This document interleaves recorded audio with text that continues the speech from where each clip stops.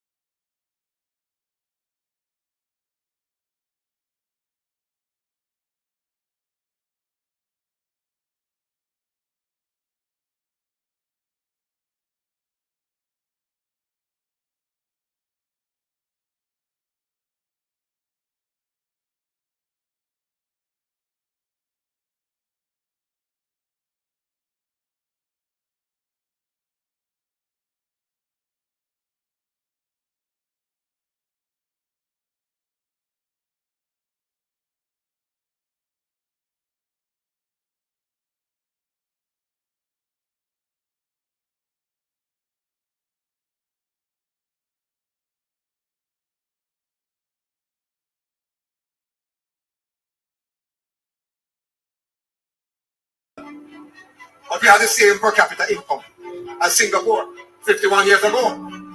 Where are we today? The Jamaica Labour Party had annual average 6% growth in the 1960s. And Lee Kuan Yew was very impressed at how we were growing. And he came to Jamaica to look at the model of Jamaica in 1964. Lee Kuan Yew visited Jamaica. He wanted to study the model of the Jamaica development back. He wanted to see how come Jamaica growing like this. Then the 70s came with Manley and the Wrecking Crew. And because we want to become a Singapore, that today we are only $5,500 US in per capita income, but Singapore is 60,000 United States dollars per capita income, and it's 5 million people are there now. The size of St. Mary. That's the size of Singapore, the size of one parish of St. Mary. But their per capita income is 60,000 US dollars for every man, woman, and child down there. You see why Jamaica cannot continue to slip and slide like we're slipping and sliding now?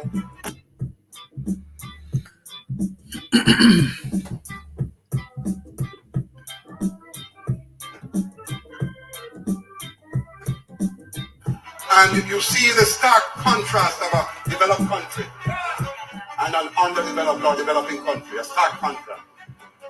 But yet, only recently, we have seen reported in the press in Jamaica that in 1962, that Jamaica was at the same level as the island of Singapore.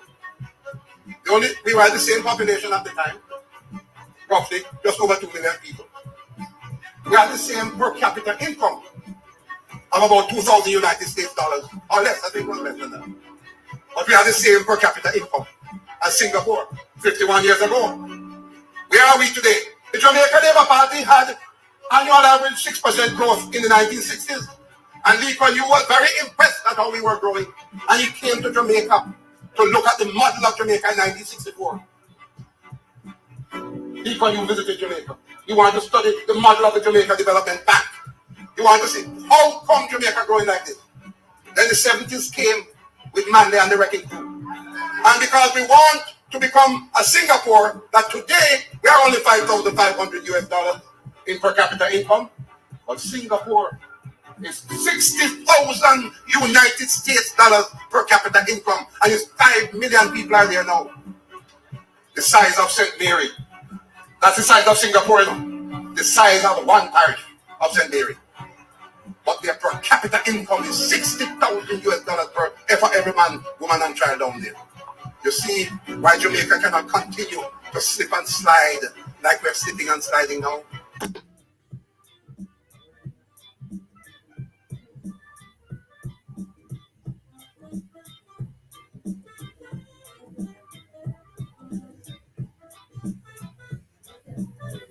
We cannot afford to slip and slide like we're slipping. That was Audley Shaw back in the days when Audley Shaw was on fire. Good evening, Bridget. What's going on with you, Bridget? We are live in living colors. We want to look at the budget presentation by Dr. the Honorable Nigel Clark. And as promised, we want to look at some of the goodies. We want to look at some of the things that Dr. Clark would have offered in his budget presentation. We want to break them down so the average man can understand. We are hoping to be joined by a few of our friends later on this evening who can assist us in that regard, helping us to understand these numbers, helping us to break it down like we know how to. But welcome everybody. Share the program, tell a friend. Truth Speaker, blessing on you. Bridget, blessed. Nicole Pearson, or Nicole, Pearson. You are the first online this evening. Blessed love. Savage, blessed love every time. Lyrics man, greetings. Everybody who joining us, Carlene Smith, welcome. Once you sign in, just tell us where you're coming from, where you're watching us from, so we can have a good understanding of what is our usual reach. And as you come in, go ahead and share the program. We are live. We're live on YouTube. YouTube is where we're at.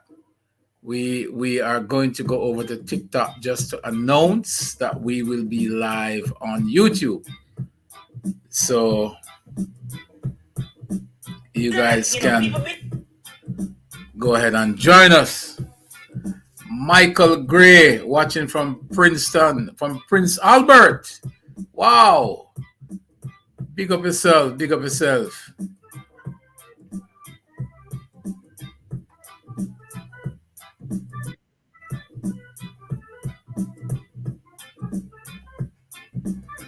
Yeah.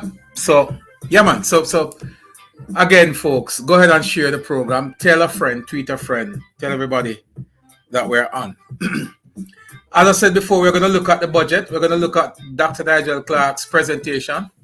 And we're going to look at some of the what we call goodies that was offered.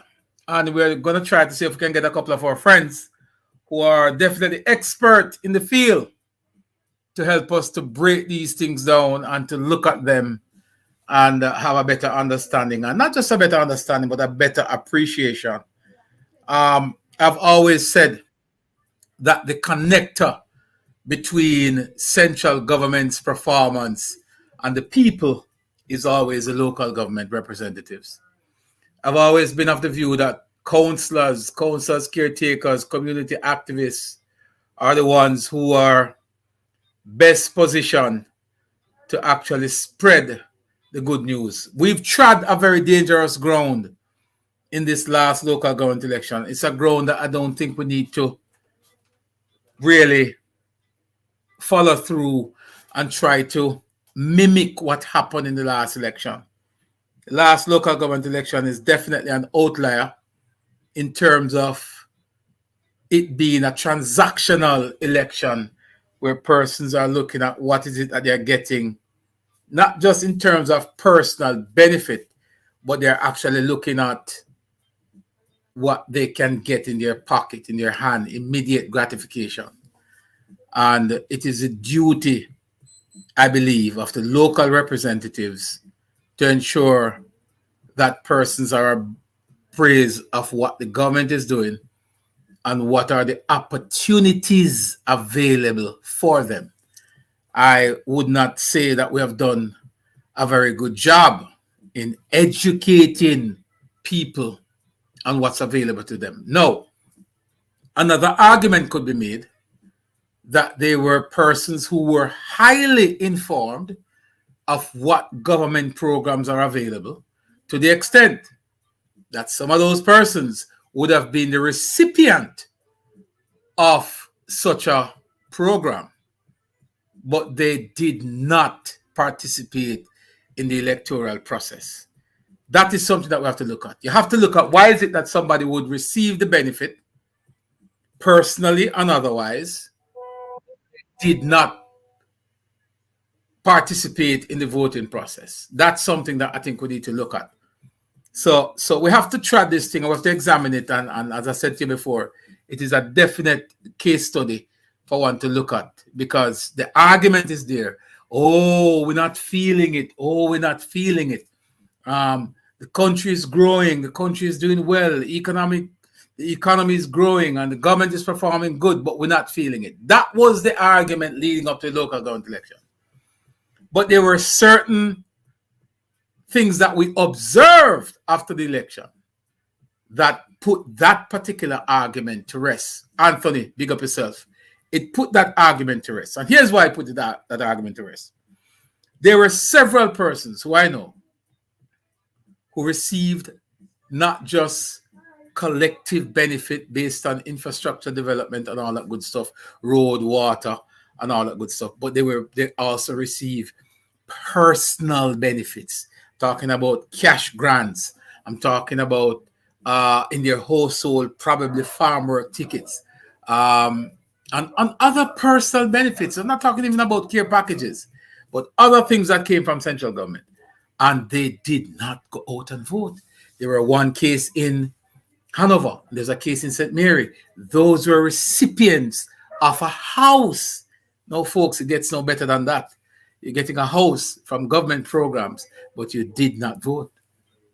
Or you did not vote for the government. So, like I said, we can look at it from all sides, but there is a lot for us to really dissect and to look at. The budget presentation by Dr. Nigel Clark answered a lot of the questions that were asked prior to the elections. And it provided that connector between the macro and the micro economy. It provided that. Now, government can only provide the glue. It needs somebody now to put the glue together. The glue that holds the macro and the micro. And who will apply that glue? It must be applied by the local representative. The local representative cannot find themselves in the same position as the electorate, where when there is doom and gloom being preached by the electorate, you join the choir and you play harmony for those sort of utterances. In other words, when you walk into a community and people start to complain, nothing and go on, me now feel it, instead of correcting them, pointing them in the right direction, providing them with the necessary resources, you join them and agreeing with them, and that, to me, compound the situation. That was also part of the problem leading up to the local government election. But it is said and done. My good friend Carl Aldridge will be here. We call him Carl. Oh, what's that? Oh, sorry about that. We call him Carl RG, my good friend. He's an economist. He'll be here to join us and to help us to understand the numbers, to help us watch this presentation by Dr. Clark. I'll just play a couple pieces of it and just, get his view on it as someone who has worked in the financial sector for many, many years and understand the numbers and understand how these things work. I want to pull his brain a little bit on the pension offerings in particular, the increase in pension for pensioners. How did we transform this industry, moving from a pension scheme or a pension plan that at one point in Jamaica almost collapsed, and to the extent now that we can provide a significant increase to pensioners. And also want to look at the increase in minimum wage and how that will impact the average Jamaican. Also to look at the threshold moving from 1.5 to 1.7, how that will apply to the average man. So stick and stay. When we come back, we're going to bring our good friend Carl on to have these discussions. Stick and stay. We'll be right back. This This is what you've been waiting for. A chance to change your point of view and take the break you deserve at Jamaica's resorts and attractions. When you can open your door to the seaside instead of just outside. Where you can change your mask and take a plunge. Sunshine smiling warm up inside your heart. Feeling of pure love. Oh, Jamaican heartbeat. Dancing to the beat. Up inside your heart. Whoa. Heartbeat of the world. Oh, Jamaican heartbeat. Contact your travel agent today to book your staycation. RediscoverJamaica.com. All right, thank you for sticking and stay with us, guys. As promised, we're going to bring our good friend Carl. Carly, my friend, what's going on here, Carl? I'm good, sir. Very good. Thanks for inviting me. Yes, man. I've been trying to get you on air for a while because you know we value your opinion when it comes to the economy and numbers. Thank you very much. I am hoping that you would have had a chance to watch the budget presentation, both from the opposition and possibly from the government side. In particular, the Prime Minister, leader of the opposition, and also the Minister of Finance and the Shadow Minister of Finance. But I'm going to start with the latter because I like to spend a lot of time on the good news. But by the way, how are things in your neck of the woods? How is life? Things are good. Can't complain too much. Awesome. And the economy is bubbling in your side too. Yeah. Or is it that we're doing better here in Jamaica? Jamaica is doing pretty well from what all indications that I see. Good. And I think that's factual based on the numbers that we're getting. Now, I don't know if you had a chance to look at the budget presentation by Dr. Nigel Clark. A lot of Jamaicans would have said it's loaded with goodies, quote unquote goodies. What's your take on it, though? All right. Thanks for asking me. Thanks for having me. So, Chopper, I think we need to take a step back. We need to take a step back and look at the overall picture. Let's not focus so much right now at this current moment on the specific items. I think it's important to take a look at the philosophy. What is driving the budget? And the Prime Minister and the Minister also alluded to these points. One, the idea is, look, there is distribution of wealth in Jamaica is not ideal. It's not the worst in the world, based on the number that the Prime Minister quoted. It's not the worst in the world, but it's not ideal. And as he pointed out, the intergenerational wealth, we need to find a way to pass wealth off to the next generation whose parents might not have it right now. So essentially what the Prime Minister and the Minister of Finance are outlining is a plan that will help to move wealth into some of the poorer person's hands. In other words, as the Prime Minister put it, create a middle class. He says if we don't do something about it, we'll never have a middle class. So we need to understand what the Prime Minister and the Minister of Finance are saying, the overarching plan to have a redistribution of wealth in Jamaica in an orderly and sensible and civil way. Also, never forget, again, I'm on to the overall picture before we look at the specific details. Yes. Remember, what the government is pushing is a position that, look, as the Prime Minister said in his presentation, it takes cash to care. And he said we are generating the cash to care. So understand the point. We have to encourage the growth of private businesses. We have to encourage the growth of the private businesses, because when you encourage the growth of private businesses, it has a multiplier effect throughout the economy. It creates jobs, it creates opportunities, and this is what has led to the growth in tax revenue that became an issue in this budget debate between the opposition leader and the Minister of Finance. The government has increased its tax take. The opposition leader was saying, okay, well, the government says they haven't raised taxes, but they're taking more from the people. The Minister of Finance countered by saying, well, look, if your economy is doing well, if it's growing, you're going to increase your tax revenue. And that's the entire point of what we're pursuing. That's the entire point. And he pointed out that if we don't get additional tax revenue, the goodies that you want to talk about, Chopper, would not be possible. So there's an argument there, Carl, that is being made by the opposition, who suggest that you're not just simply growing, you're adding new taxes. You've implemented new taxes. Is that really the case?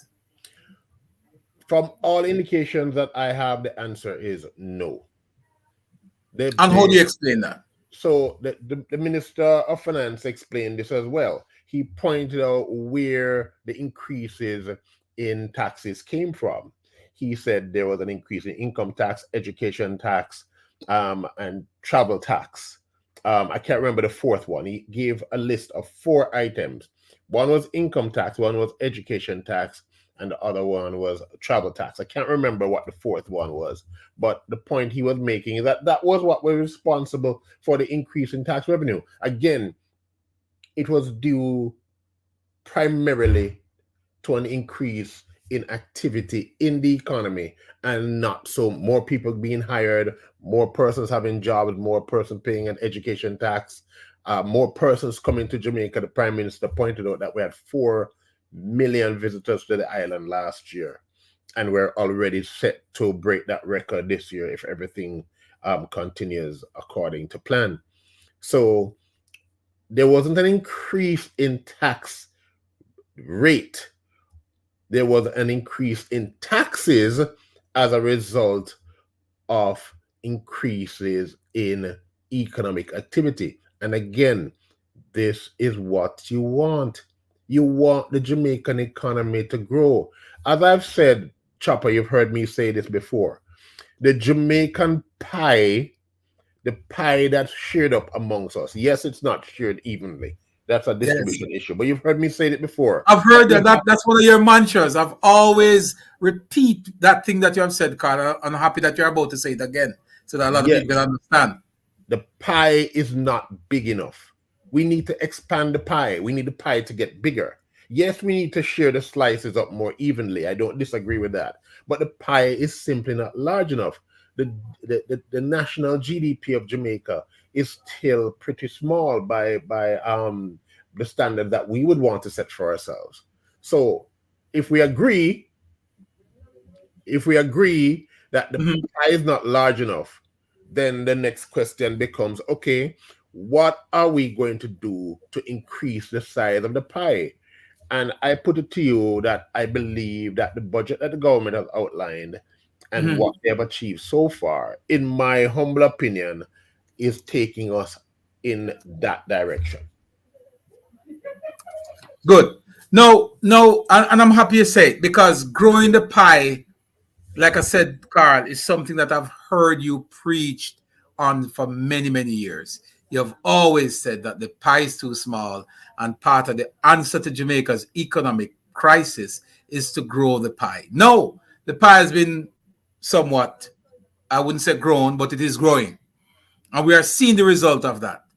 Now, what could have really caused an opposition? Because, I have a very critical question to ask some folks, Because when you have an opposition that is paid from the purse and the coffers, you're expecting them to behave in a responsible way. Now, why is it that some of these obvious things that everybody knows, we all know that there is no new taxes, but the pie, as you put it, has gotten bigger, and as a result, we're able to collect more, and not just collecting more. I think the government has spent some time, Carl, in positioning themselves to be a little bit more efficient in collecting. Absolutely. And all of that is equaling to more revenue. Yes. So how do we explain the behavior of an opposition who insists on saying to persons, hey, it's not true. There is new taxes. Well, my issue with the opposition, right, is, and I'm speaking very objectively now. Yes. My issue with the opposition is that when I listen to their presentations, what I'm getting from them is they don't really have a vision for Jamaica. And I think in his counter, in closing the debate, the Minister of Finance spoke to it. The PNP, the opposition doesn't say, listen, this is where we want Jamaica to go. This is how Jamaica should be, and this is what we are going to do. These are our plans to take Jamaica there. What I hear listening to their opposition spokesman on finance, after hearing his presentation, Chopper, after hearing his presentation, what I got from it was the JLP's model, we can manage the JLP's model better than the JLP. The JLP's vision for Jamaica, we will do the job with the JLP's vision of Jamaica. We can manage it better than they can. That's what I hear. So you're not hearing them coming up with a plan and a proposal to bring Jamaica in a different direction or in a better direction. You're hearing them saying, we'll continue to what you have. Yeah, and we'll do it better than you. and remember, and I can understand the situation that the opposition finds themselves in. Remember, they're coming from a democratic socialist model, which essentially says, from the 1970s, which says, look, government should control the main means of production. That failed. Then they said their next model during the Patterson era was a welfare model where government will borrow money and give you jobs and give you money. It doesn't matter. We'll have enough to deal with the problem. That seems to be what they were doing. They transitioned from a democratic socialist model to a welfare model, and both of them failed. So what I see now is that that's the foundation. They don't want to directly say, listen, we've abandoned those models.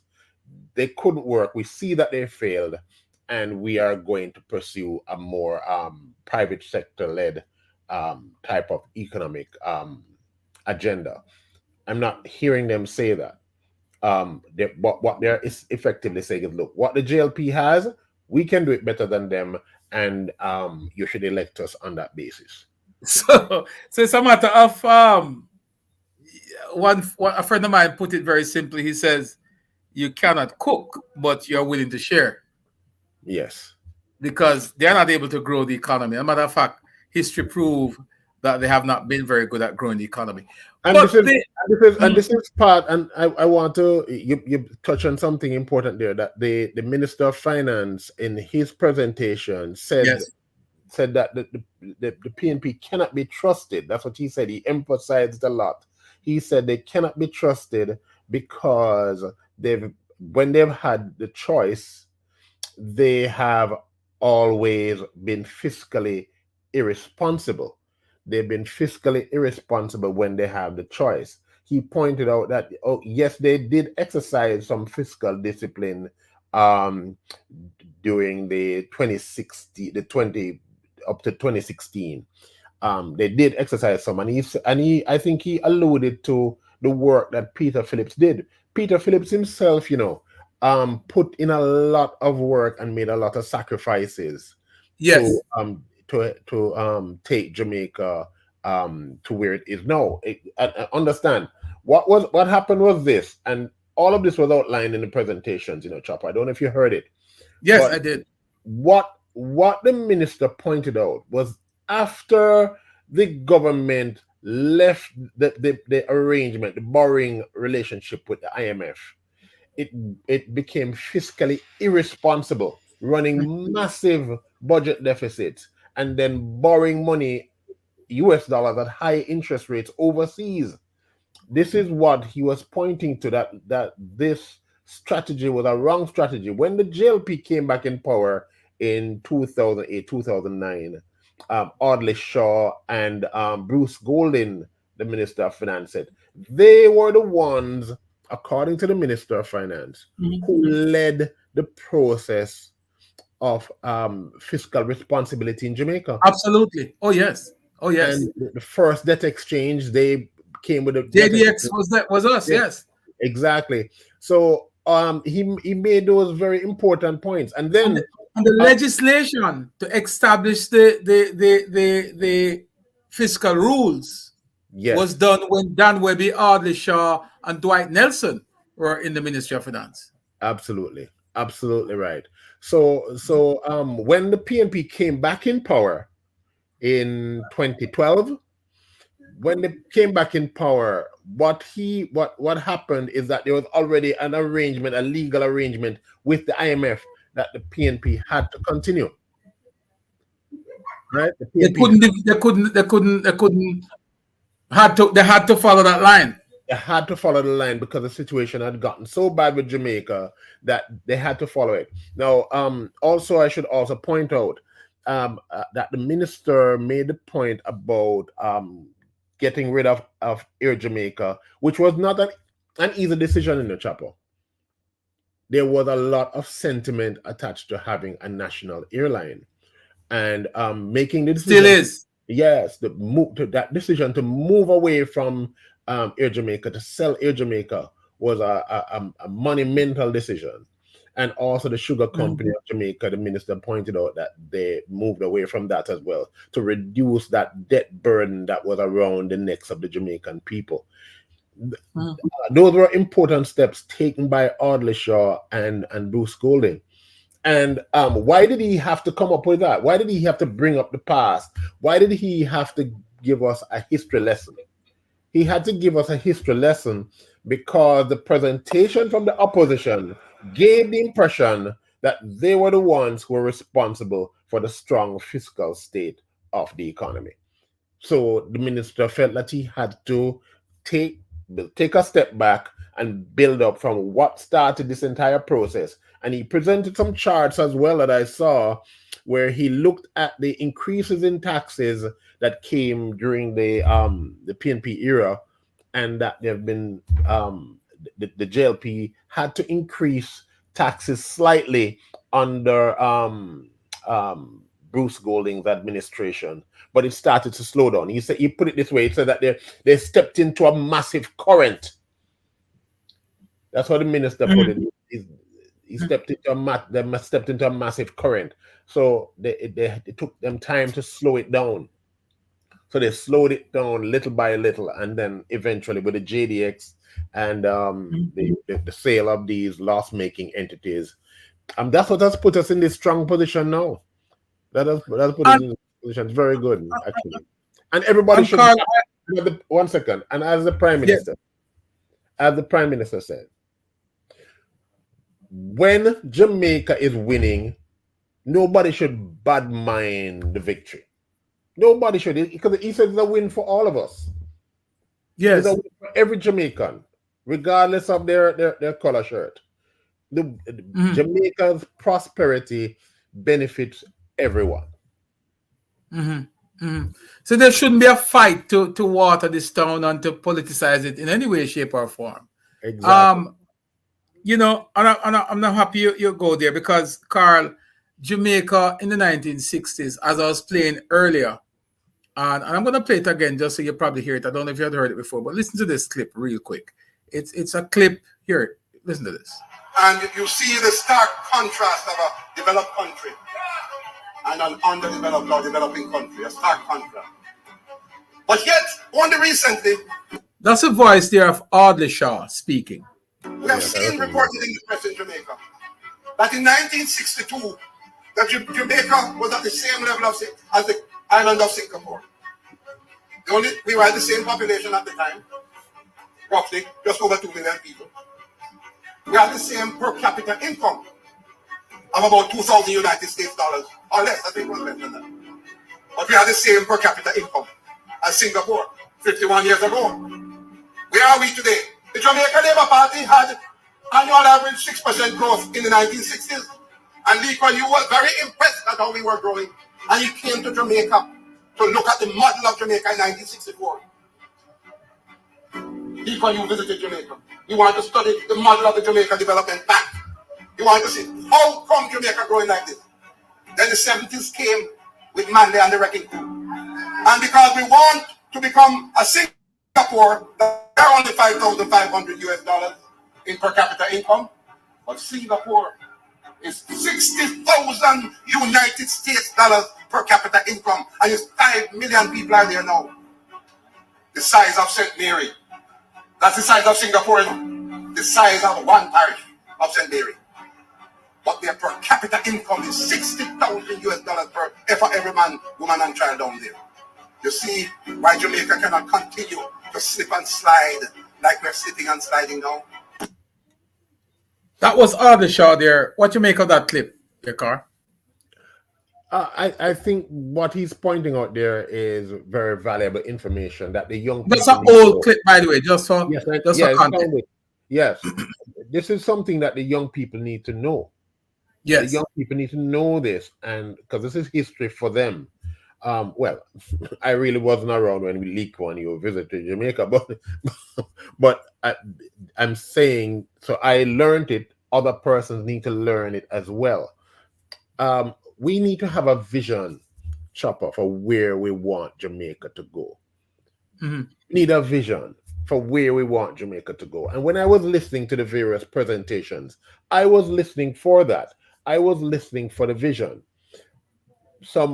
I got a vision from the Prime Minister. I got a vision from the Prime Minister where the Prime Minister believes that Jamaica can be a prosperous country. Mm-hmm. He believes that if Jamaica cannot be an equal society where everybody earns the same income, but Jamaica can be an equitable society where persons can benefit from their own hard work.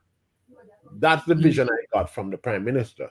But he does recognize that there are structural inequalities in the society.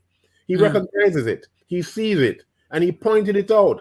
He said he grew up in a house with a single mother who struggled to send him to school. So he understands, and he could never resile from that. So what he has been trying to do with these initiatives that you want to talk about tonight is to try to soften the blow, make it easier for those who are in the lower classes to become part of a new emerging middle class. Mm-hmm. Mm-hmm. And he said, if we don't take these steps, we will never develop a middle class. Did we ever have a solid middle class, Carl? No. Since 1962? No. Well, this is a former slave society. This is a former slave society which only had slaves and people with money. Who right. So it's either or. Yeah, either or. You either own people or you're an owned person. So that's what we're coming from. You know, I think we've made some progress since then, but still there's a lot of work to be done. Mm-hmm. Now, in growing this middle class or making this, getting to where we have a solid middle class, from this budget presentation, both from the Prime Minister and the Minister of Finance, what are some of the key points you think that was definitely skewed towards creating that middle class that we really need in order to become a first-world country? Well, a number of initiatives were announced, but the one that I'd like to highlight for you right now is where the Prime Minister spoke about the trust fund for children born since the 60th anniversary of our independence, and persons' ability to contribute to that fund for these children, and when they get to age 18, they'll have access to the money. Personally, I'd like to see it after age 18, but okay, he says age 18, fine. And as somebody who works in investment, I can tell you that is a game changer. There is something called the compounding effect. Putting that money to work for a child who was born since the 60th anniversary. In 18 years, that money can do a lot and become a lot. So, Carl, walk us through this. But hold on, but 1 second. Yes. When he said it, one thing that struck me is that it's not possible to have such an account tracking someone throughout their years, or it's not as easy to track it throughout their years if you don't have a unique identifying number for each person, because you need that number, that NIDS number, that national identification number, to be tracked and associated with that account wherever it's invested for that person going up for 2 decades. So it's absolutely important to have the identification system in place.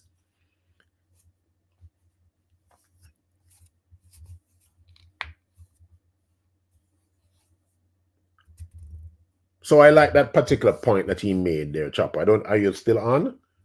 Yes, sorry about that. So we're in 2024, Carl. Yeah. And this announcement, as the Prime Minister said, would start at babies born in 2022.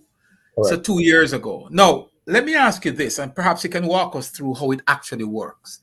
So a mother who lives in Tivoli Gardens, who gave birth in 2022, walk us through how they go about doing this. So you decide to jump on this program. How is it going to work?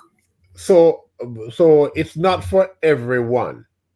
It's not for everyone who has a child who was born since 2019. Okay, good. It's for those who are on path or path households, and those who are wards of the state. So those two groups, they're the ones who will get. So it's the lower income persons and persons with that disadvantage, like all of the states. Exactly. So the now ward a path student, a path mother, yes, with two kids. Well, one child born in 2022.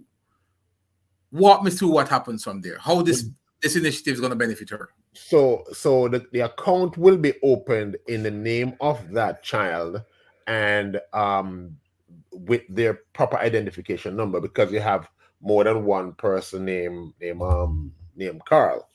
You might not have more than one person named Chopper, but the identification number, the unique identifier, is absolutely important to track that account throughout the person's life. And the government will annually put funds in the account for that individual. Every year, the government will make a contribution to that account, that dedicated account for that individual. So the mother need no money. No. The mother needs to put no contribution there. It's the government who's taking the initiative to do it. Oh. The government will be doing it. And so the mother takes the child in, opens the account, $0, and the government starts to put money in for that child. Absolutely. Wow. Absolutely. And individuals can put money in the account for the child as well. So the individual, okay, so you can up, you can double, you can match. If you don't have to match, you can put what you want. If you want to put money in there for let's say it's your godson. Yes. It's not your biological child, but your godson. Yes. A child of your friend who is on path, and you want to help that child. You can put money in that account. And that money, as you said, is going to be invested. Exactly. And it's going to compound.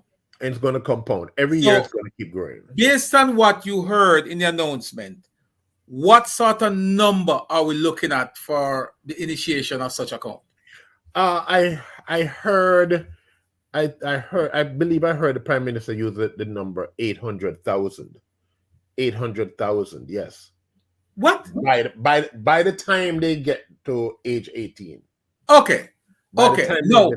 Based on the compounding aspect now.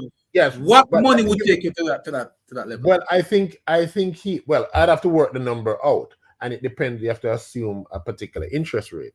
But that's just as an estimate that the Prime Minister put out. He can't say for sure, because it depends on the investment performance, and it depends on if any other person contribute to the account. To the fund, yeah. Right. So let's say, for example, you say, well, look, you put in your will. Let's say it's your godson, and you put in your will that, listen, in case I die, put $500,000 in that account for my godson. You know, so no one knows that will be, what that number will be. But understand the point that the Prime Minister is making.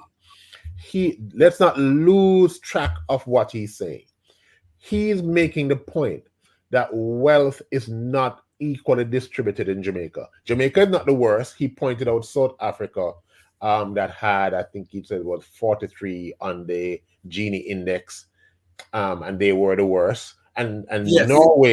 Norway, what the Prime Minister said was the best with 22. The best in terms of distribution of wealth, yes. Right. Yes, exactly. And Jamaica, he said, was at 38 or 39. So Jamaica is not the worst, but we could do better.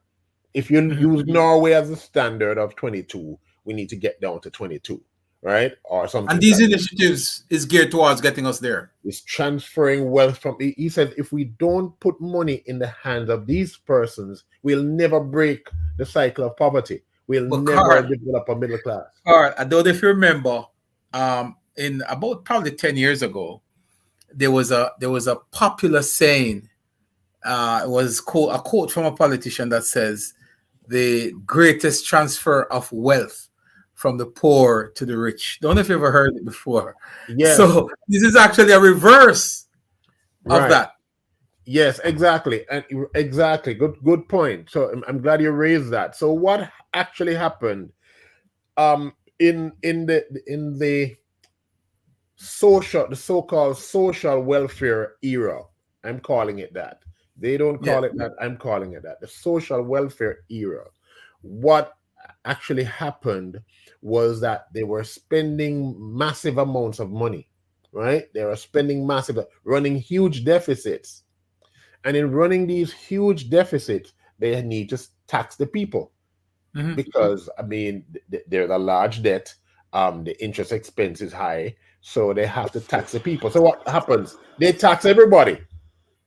Yes. They tax everybody with GCT, the tax packages every year, increasing every year. What ended up happening was that who are the ones who have bonds and fixed income accounts? It's not the poor people. The poor people don't have fixed income accounts. When you run massive deficits, Chopper, what happens is that interest rates will ultimately go up. And when the interest rates go up, the persons who have money in the bank, who are net savers, they get the benefit of the higher interest rate. They get the benefit of the higher interest rates. So what ended up happening? You're taxing the population with GPT, etc., consumption taxes, and you're transferring that money to the persons who have large bank accounts. So that's how you're transferring wealth from the poor to the rich. So that wasn't just a talk. It was actually something that was happening during that period. If I remember correctly, it was Ronnie Thwaites. Ronnie Thwaites who said it, yes. Former Minister of Education, Ronnie Thwaites. The greatest transfer of wealth from the poor to the rich happened under since slavery, he said. Since slavery, yes. And that was a very profound statement. And fast forward to today, we realize now that this is actually the reverse. And this is not the reverse done in the way that it was done then. This is a reverse done in a more responsible and coordinated way, where you're not necessarily taking money from the rich and giving it to the poor. You're creating a space where the poor can actually be, pulled up to the top. Right. No, I'm anxious to get to the goodies, but you just touched on one there, Carl, and I like that with the child care benefit. There's one that my good friend. I'm going to call it a trust account. Yes, that's going to be a game changer. Now, talk to me about the increase in pension. How is that one? It's a huge increase, and how will that benefit pensioners significantly? Okay, so you know that I spend a little time with this pension. Yes. I know something about it. The idea in pensions, I'm gonna give you the overall view, and then we can go Carl, into before you go there, I want to plug this in first because it's important for you to think about this when you're breaking this down. There was a time not so long ago when the pension scheme in Jamaica was on the verge of running broke. Isn't that correct? I don't know if it was about to run broke because it has money. It has money. Let me explain to you how pensions work, Chopper.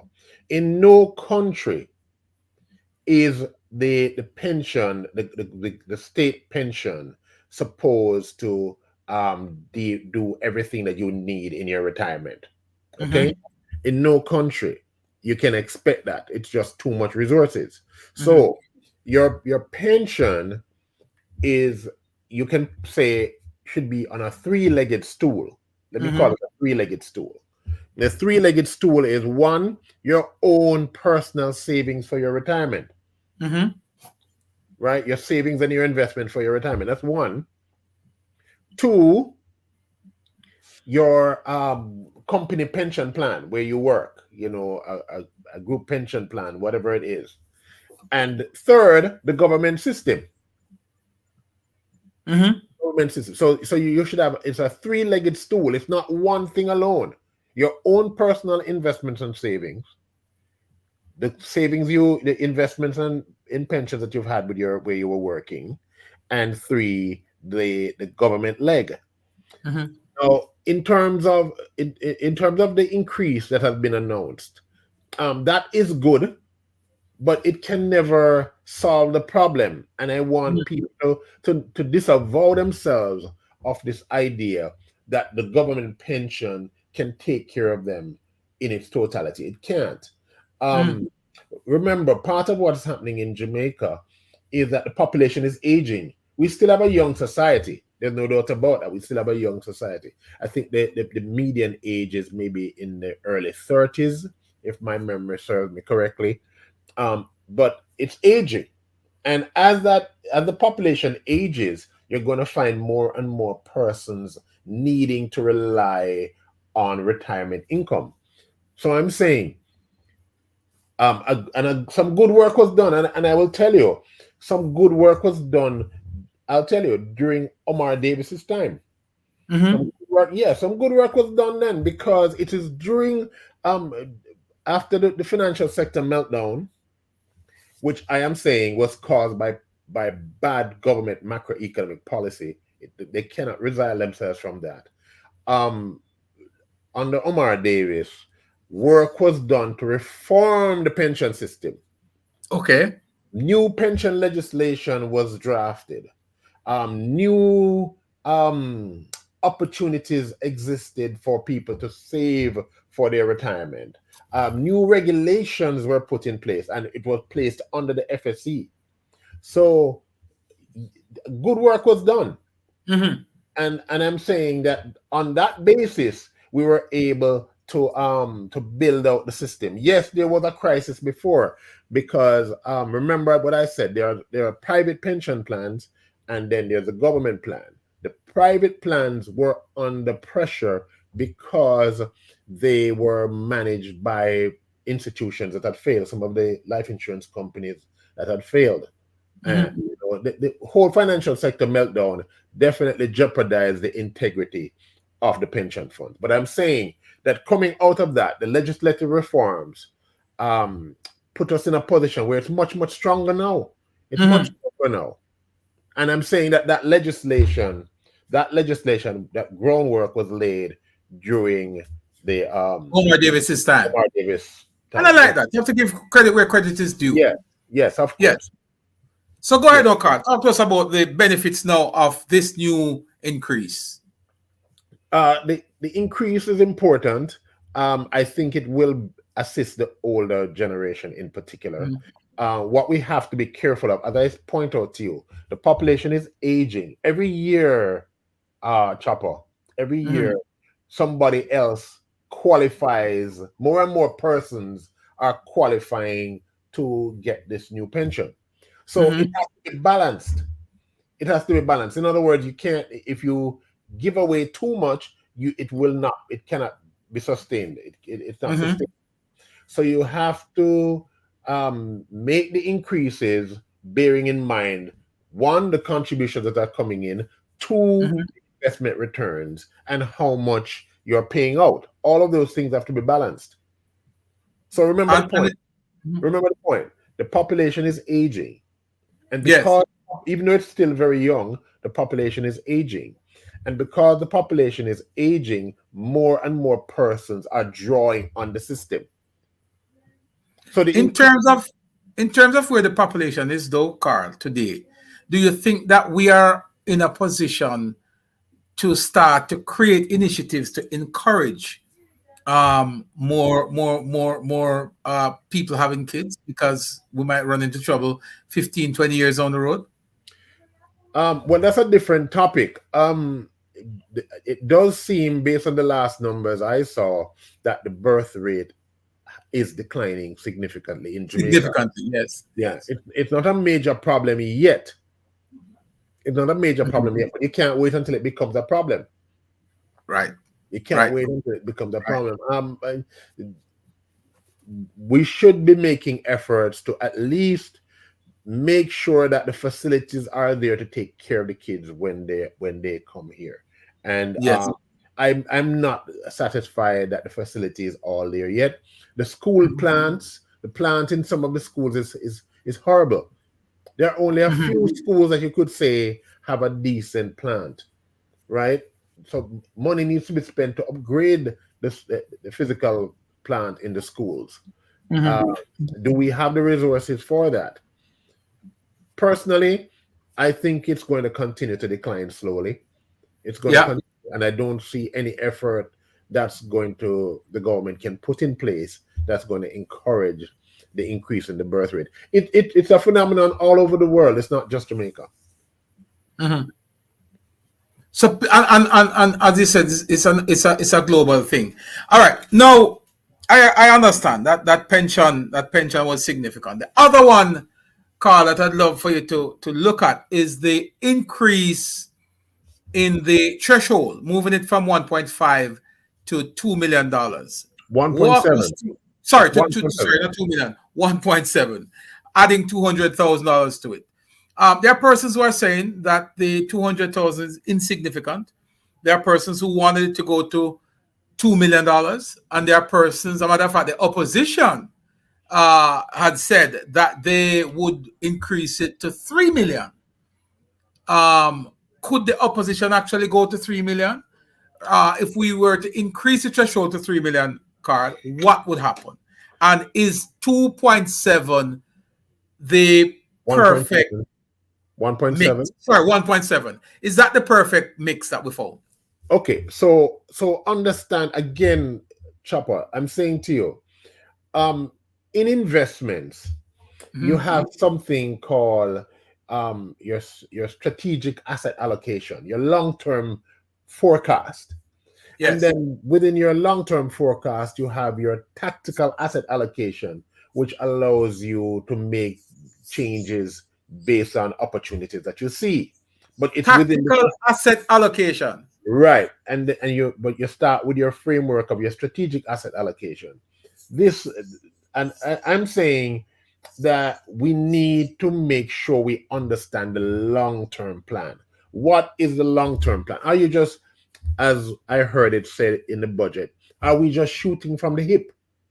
Do we have a reason for the arguments that we're putting forward? This is what we need to point out. We need to, so when the opposition says 3 million, yes, what comes to my mind, Chopper, is originally when the JLP floated this in 2016, 15 coming into 16, 15 coming into 16, when they floated that, the PNP said it couldn't work. They said that was 1.5. Yes, at 1.5. They said it couldn't work. They said it's crazy. It would destroy the country. Yes. I find it ironic that the same party that said 1.5 1.5 couldn't work. Doubling it to 3 million, and not only are they doubling it to 3 million, they give no basis for doubling it. So they disagreed with it at first. Now they are saying it should be double. No, let's play devil's advocate here. Again, let's you say need a fundamental philosophy. What is your opinion? Where do you want to see the country go? What's your vision for the country? What's your plan for the country? That's what I want to hear. What is the plan for the country? And how within that plan does the 3 million fit in? And if you were to go to 3 million, let's say for whatever reason, Carl, they were to go to 3 million, what would happen? Who would benefit the most? How would that negatively or positively impact the economy? Well, let me tell you what would happen. If the government were to go to 3 million, likely what would happen, assuming nothing else changes, what is likely to happen is that the government would have to borrow more. Okay. Government borrowing would have to increase to make up for the difference. And then remember, when you keep increasing your borrowing, you might be popular with the people for a while, but guess what? Ultimately, your debt service rises, and ultimately taxes will have to go up. You will have to announce increases in taxes. So this is why the budget presentation, I think that it was labeled as a caring government with fiscal responsibility. Yes, fiscally responsible and caring government. I can't remember the exact phrasing. But if you stick up in for a second, I'll play this one for you. Okay. Hold on just a second. And this has to do with the whole argument about who can be trusted and who cannot be trusted.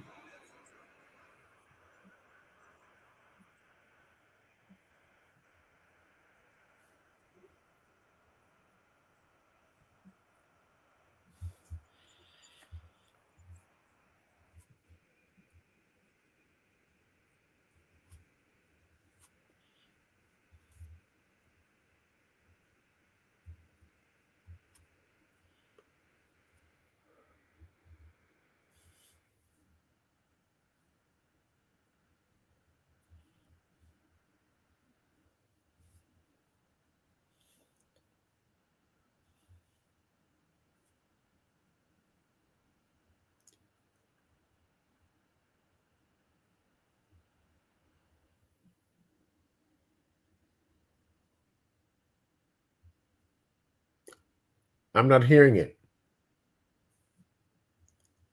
Oh, okay? So you weren't hearing it, Carl. It doesn't seem like. All right, I'm gonna pull it up in a second and play it on screen so you'll hear it. But it talks about the whole trust situation. Dr. Nigel Clark was putting out there. I'm gonna play it on screen in a few minutes so you can hear it. But it really speaks to the whole aspect of trust. Carry on. Yes. So ultimately, we need a strong opposition. We need a strong, vibrant opposition that can hold the government accountable. Yes. This is the Westminster model that we have in this country.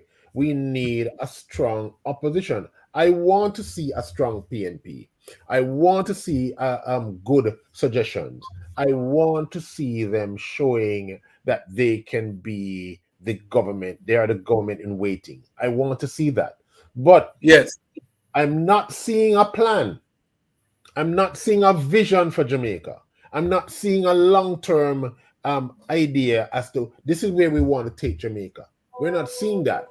We're not seeing that. At least in the 1970s, at least they had a vision. It might have been wrong. It was disastrous, but at least they had a vision. They had a plan.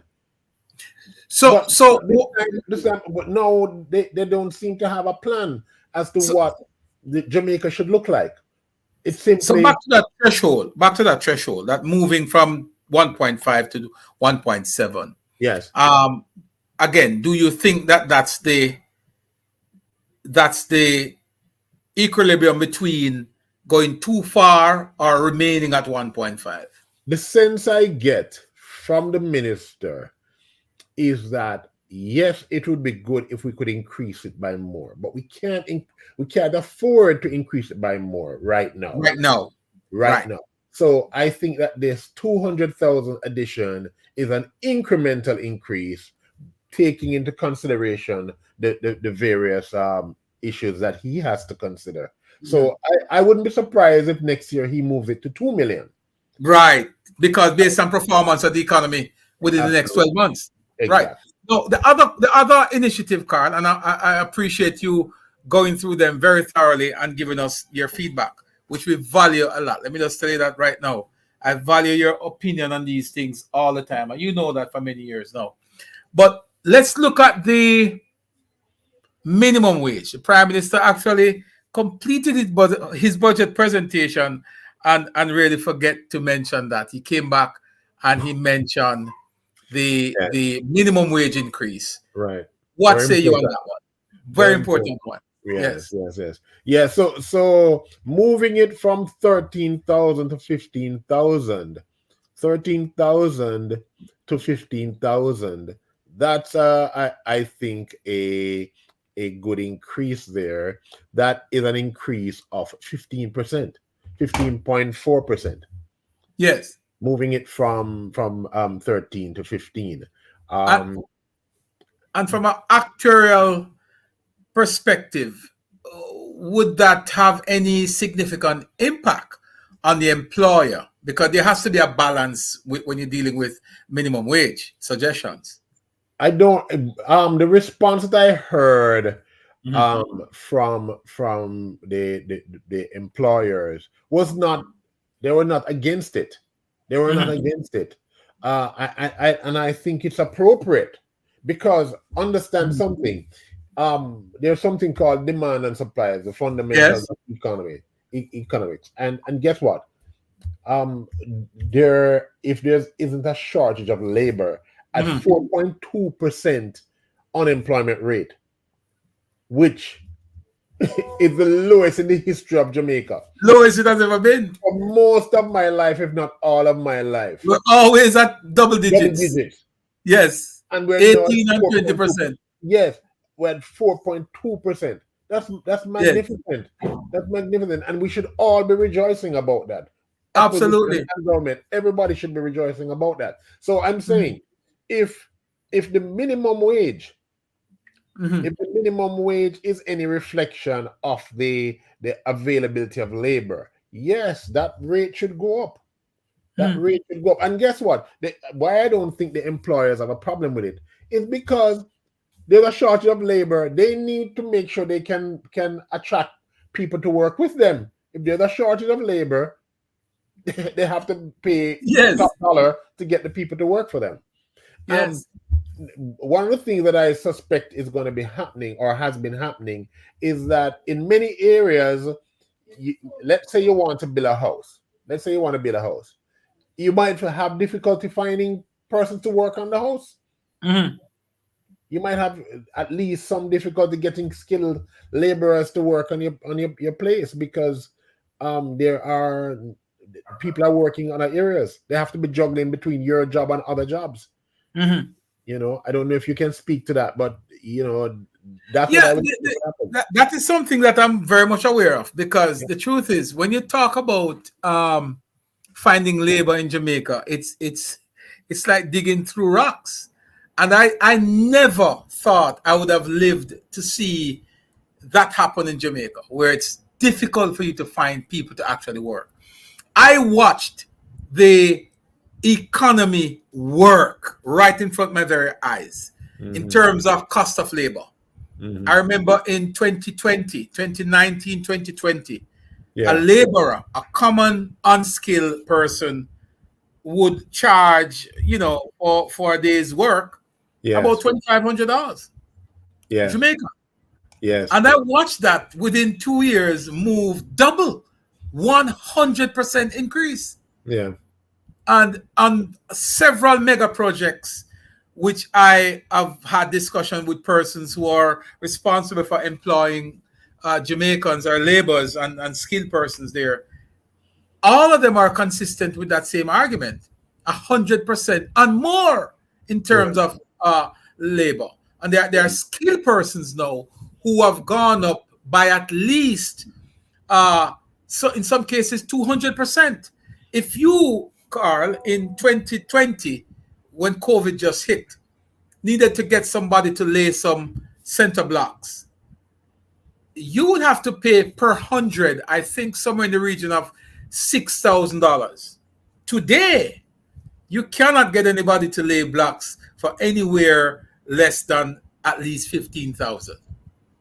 So you're more than 120, 130% increase in the cost for skilled laborers. So we watch that work right in front of our eyes. Right. That's demand and supply. That's demand and supply. At work. Work. Right. These are fundamental rules of economics that nobody can deny. You can't deny it. It's a reality. So yes. I don't want anybody who comes up with a plan for Jamaica has to take the realities, the laws, the rules into consideration. Yes. Right? You have to take it into consideration. Now, there's another one, Carl, and I don't want to keep you all night, but there's another one that I know you want to weigh in on because you've always talked about this as well. And while we're on the subject of labor, we talk about HEART. The initiative coming out of the budget presentation is that HEART is now totally free, plus they have incentivized it even further. $1,300 for persons who a contribution to your daily operation, and another $15,000 specifically for transport. How do you view these initiatives going into HEART? So remember, again, this is what we need to recognize. The government has a vision for Jamaica. Vision, yes. You might not, if you don't agree with the vision, fine. But the government has a vision for Jamaica. And what the government is saying is, look, the people need skills. If the people have skills, marketable skills, then they can use those skills to pull themselves up. They can use those skills to get a decent paying job. They can use those skills to support their families and send their own children to school. So this is what I understand the government to be saying by making access to HEART more easy. And they've also, you didn't mention this, but they removed the guarantors for the student loans. That also is important. That, again, will allow persons to get the student loan easier. And then now, by getting the student loan easier, they can improve their skills. And by improving their skills, they can improve their marketability and increase their incomes in the future. No, right? As Bruce Golding said, and no one repeats this anymore since he's no longer Prime Minister. But Bruce Golding said, Jamaica may not be a country where everybody is rich, but he says Jamaica can be a country where no one is poor. Don't have to be poor, right? No one has to be poor. Right. And he's perfectly correct on that. And I think we're on the path to that. But Carl, another very important thing that came out of the budget. This is not necessarily goodies, but the opposition leader tends to project this image of not certain. And you've just alluded to that just now. They're not certain. And they'll agree this minute, next minute they don't agree. No. And I meant to ask you this some months ago when the increase in public sector wages took place. I didn't get a chance to bring you on to pick your brain on that. But the opposition spokesman on finance last year would have stood up in Parliament, agreed with the finance minister in what was now the famous salary package for public sector workers. He agreed.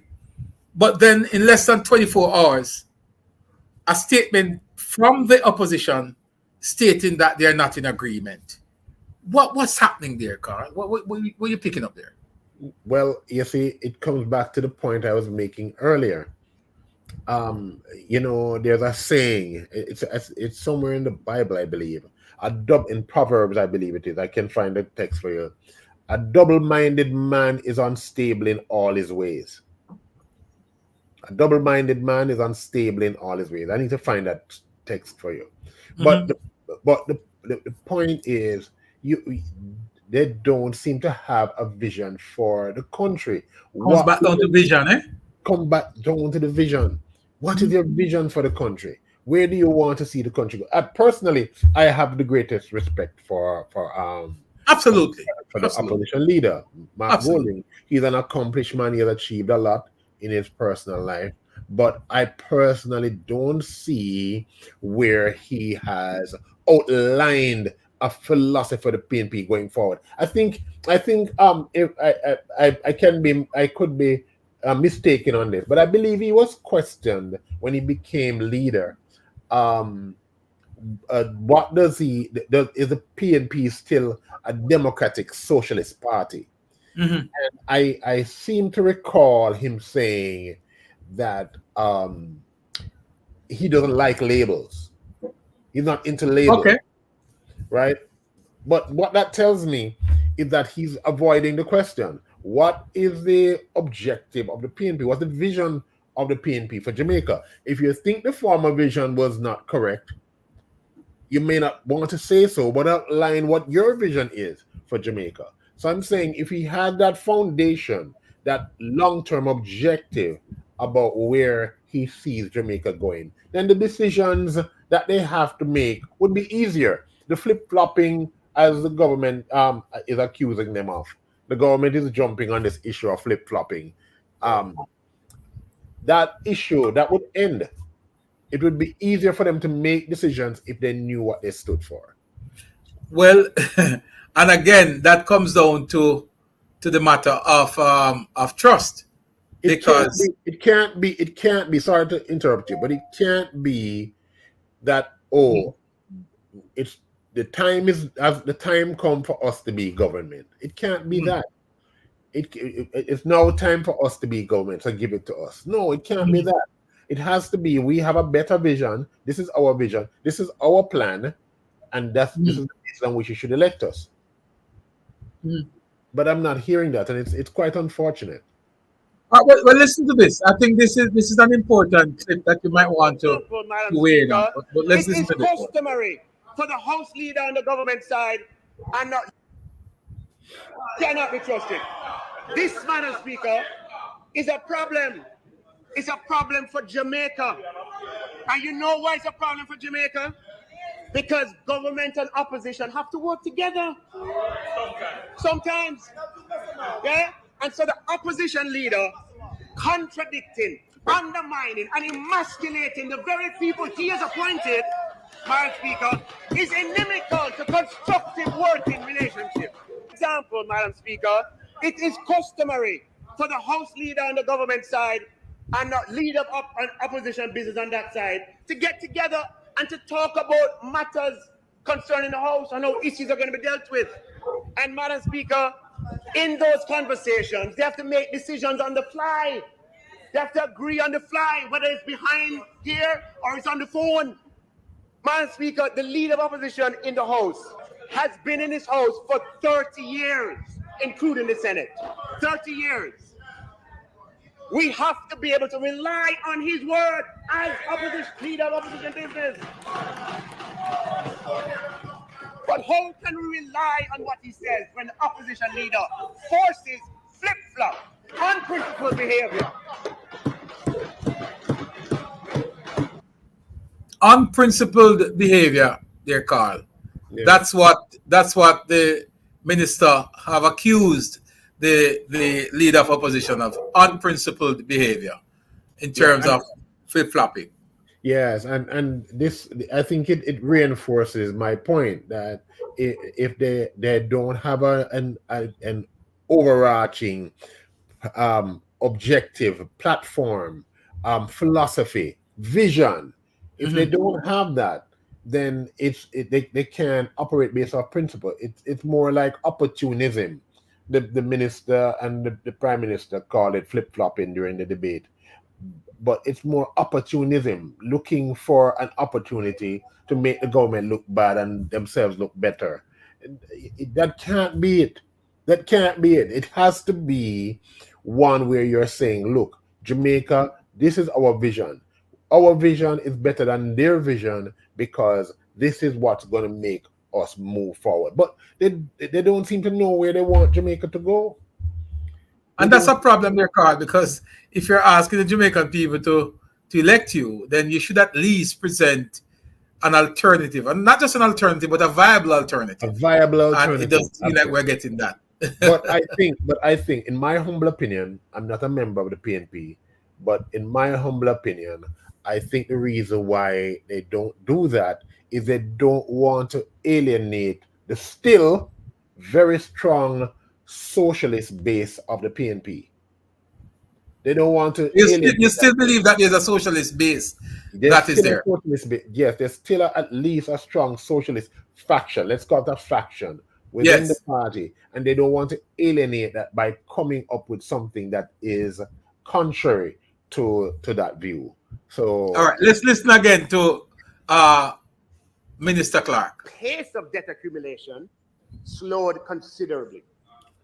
From an approximate 1,000% increase in debt over the PNP administration, the debt grew by approximately 70% over 4 years.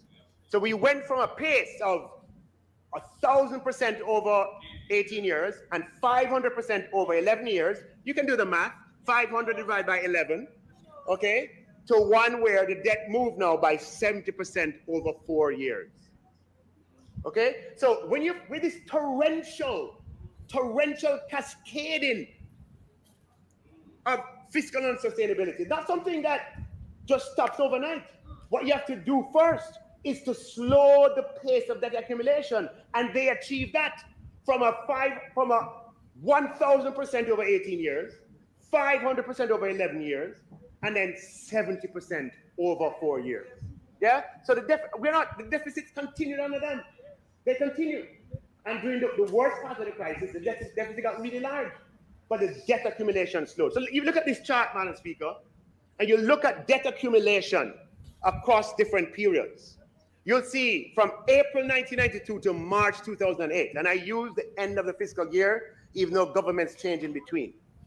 There was a 952% increase in the debt accumulation during that period of time. That is unmistakable fact. Nothing they say can change that. Nothing. And then you look at the next period, Madam Speaker, which is the period April 2008 to March 2012. The debt accumulation dropped from 952% to 66%. Yeah? And then under the Portia Simpson administration, it dropped even further to 24%. And then under us, it has dropped even further to 6%, Madam Speaker, over 7 years. All right? So if you look at this graph and you ask, when did fiscal responsibility begin? When did we begin to get a hold of the runaway debt situation that we had in Jamaica? It's unmistakable. Unmistakable. We have been fed a narrative, Madam Speaker, that is misleading. Of course the program failed. It failed. Absolutely it did. It failed. However, Madam Speaker, it didn't fail because fiscal responsibility was absent. It failed, Madam Speaker, because there wasn't the social consensus in the society for fiscal responsibility. Members, the minister's time for speaking has expired. And Carl, you would have said this earlier, but I wanted to drive the point home, because the minister would have said exactly what you said earlier. And you and I have had this discussion. We've been having this discussion for many years about who should be, claim paternity for Jamaica's economic recovery. And you outlined it earlier very well. So I just wanted to play this part with the minister. outlining exactly the origin of where our economic recovery started. Right. And he supported that argument with a lot of data that Right. nobody can dispute, you know? Yeah. So one of the things I want us to see, right, is Yes. that fiscal responsibility and the fiscal responsibility framework is very important because what the fiscal has to do with, for those who don't know, it has to do with government taxation and spending. Mm-hmm. So what has happened is that when you have a period of rapid government spending, especially as I said during the era of social welfare era, what happens is this: you're running these deficits. When you run these deficits, you have to borrow to fund the deficit. And guess what? And guess what? Mm-hmm. The problem compounds and accelerates. The Mm-hmm. problem accelerates because if you just to spend the same amount in any one year, the debt service in the following year goes up because you've borrowed more money. That should make sense. So when you start borrowing, the borrowing causes interest rates to go up. Mm-hmm. When Mm-hmm. interest rates go up, it crowds out private sector business. It means less persons can start a business because interest rates are too high. Mm-hmm. Also, those who have money won't have an incentive to invest. So think about it, Chopper. If I am earning, if the inflation rate is 10%, Mm-hmm. and I can put my money in the bank and earn 20%, Why would you then invest it in building a shop? why risk investing it to build a shop? Why risk it? So I'm saying we have to keep interest rates low. And I'm saying to keep interest rates low, you need government to have fiscal responsibility. Because if government spends too much, the debt will rise, interest rates will rise, and it will have a negative impact. And then we will get back to the point where unemployment has risen and we don't understand why. Let me ask you this, Carl. As it relates to the current state of affairs in Jamaica, especially going into the last local government election and coming out of the entry into the local government elections and the exit from the local government election, based on the utterances out there, people prior to were calling for government to do more and government to inject more into the poor and we're not feeling it and all that good stuff. If it is that this government did not maintain fiscal discipline, wouldn't it be just easy for them to give in like they did back in the 2007 to 2011 period where we gave in to some demands and derail the country's economic outlook? In other words, are we now in a position where we have choice? We could easily go off rail and we haven't. At this point, I think I don't see anyone who has a better idea, because I'm not hearing another idea, a superior idea from the opposition. I'm not hearing that. But the idea that I'm hearing from the Minister of Finance and the Prime Minister is, look, we have made a lot of progress. We're happy about the progress, and we need to celebrate our progress. Mm-hmm. But there's a lot more work to be done.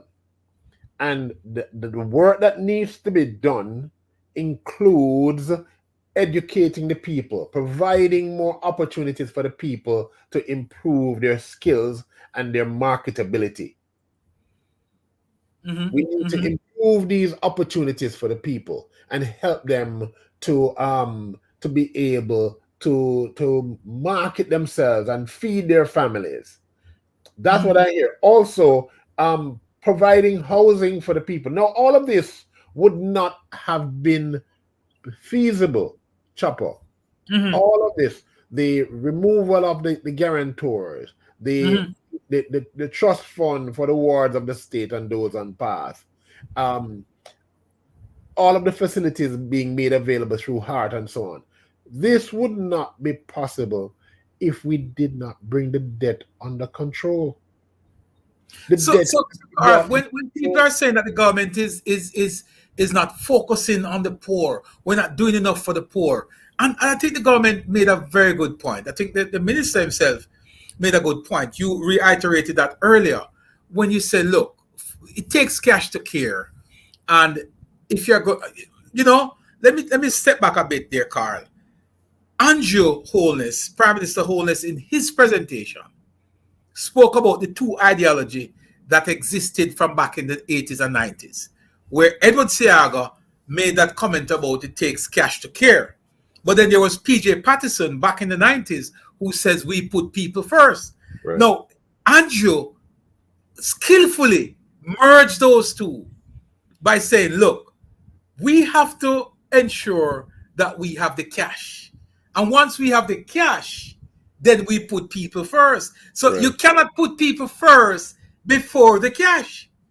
So the focus of the PNP back in the 1990s, which was to put people first without having the cash to do so, was really a misfit, right? Yeah, so the Prime Minister said, we are generating the cash to care. Yes. That's what he said. We are generating the cash to care. So we have to understand.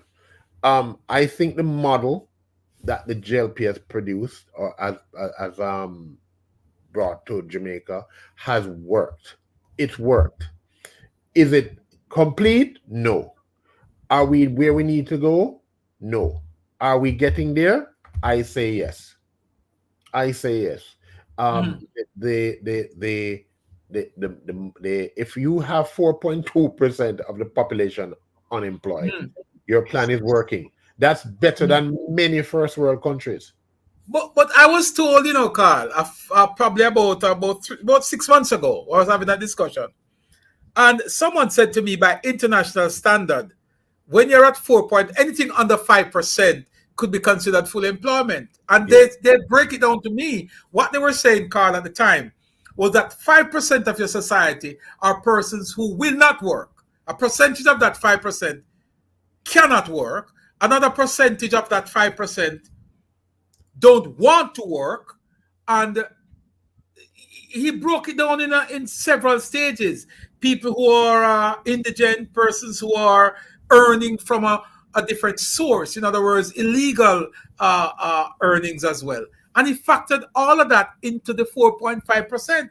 Essentially, what he was saying to me is that, look, in real term, you're at full employment because 4.5% of your country is expected to not wanting to work, or they are ineligible to get a job.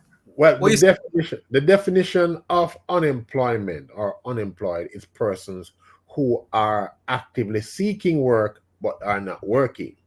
So it should not include persons who don't want to work. But the 4.2%, I agree that in any society, it can never be 0%, because there are persons who are in between jobs, for example. So they've left one job and they're going to another job.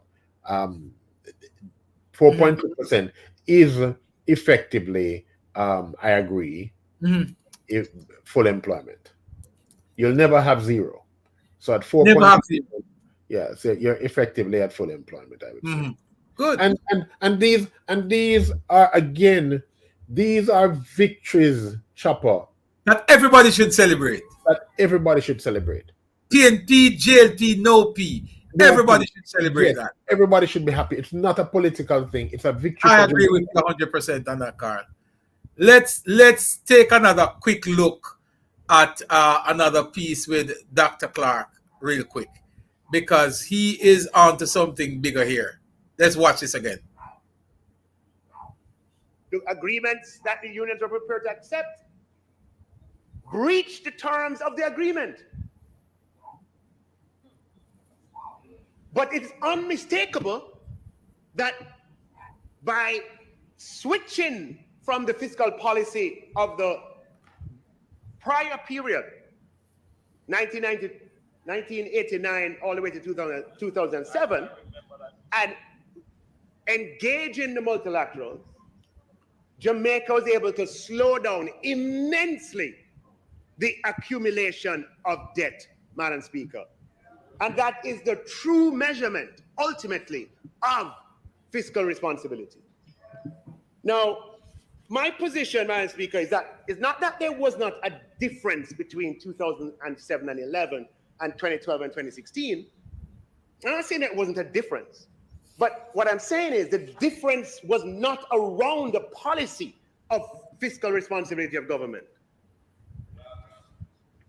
Madam Speaker, the difference is that the social conditions were entirely different, and they were entirely different in large part, Madam Speaker, because Prime Minister Holness had the honesty and the courage in 2011 to tell Jamaicans the truth about the need for fiscal discipline. I was there, I was with him. I visited the IMF with him in October of 2011. And he came back determined to tell the Jamaican people the truth. And he went. It may not have been the most politically elegant way of expressing it, but it was the truth.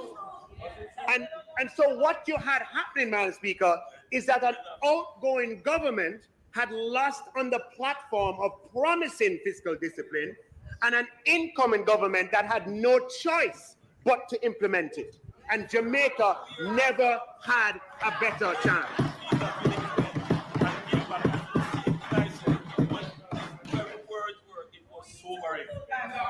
No, it's fact. Fact. Madam Speaker, to the credit of the 2012 to 2016 administration, they made use of that chance. But to this day, I cannot understand that if fiscal responsibility is your thing, and it's been such a great achievement, why campaign on someone's house?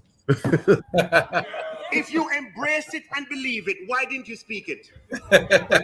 Carl, I hope you hear that one. That was a good one there. Yes, absolutely. Why was the campaign about the house and not about your fiscal program? If that was your thing. If it was your I think thing. he drove the point home there. Yes. That fiscal responsibility really lies in the hallways of the Jamaica Labour Party government, based on what they have done, and they have proven that. Yeah, and to be quite honest with you, let me tell you what happened. Yes. What happened? This is my opinion, just looking at everything. That after the Patterson government left the IMF, said tata to the IMF. Yes. And started a period of fiscal irresponsibility, fiscal laxity. Just because they didn't want the oversight. Right. They didn't want the oversight, and going on the international market and borrowing US dollars at horrendous rates. When they got themselves into that position, they didn't know how to get themselves out. Then the JLP came in, the Bruce Golding administration came in and re-engaged the IMF. To the PNP's credit, when they came back into power 2011, 2012, under Peter Phillips, they stuck with it. They stuck with it. They didn't say, we're going to leave the IMF again. This is not our idea. That's their JLP's idea. We're going to leave, and we're going to go back to the international market and borrow money at 20%. They didn't do that, but it called for a lot of sacrifice on their part. It did call for a lot of sacrifice. Question for you, Carl. Would it safe to say that the austerity program that the PNP piloted through 2012 to 2016, those programs were initiated by the JLP? They were initiated. It was started by the JLP because of the agreement with the IMF. And when the PNP came in, they had a choice. They could have derailed. They could have derailed it, and they didn't derail it. They stuck with it. They stuck with it. To their credit, they stuck with it. And that's what Dr. Clark is talking about there. Yes. And I like that. You see, and that's a tone I'm expecting. I mean, the government can sit on a platform as large as a budget presentation and give credit, to the opposition without feeling any way, because it's the truth. You know, if they participated in the program, then give the credit where the credit is due. Yeah, and remember that they came with NDX. They Renamed it. The Golding administration came with the JDX, and then they came with NDX, which is basically renaming the same thing. Pretty much. Yeah, exactly. Yeah, you know. So let's listen to a little bit more it was a about good that. idea. They realized it worked and it was a good idea. But Right. all of that led us to the path of making the debt more sustainable. Yes. Let's listen to a little bit more of Dr. Clark here, Carl.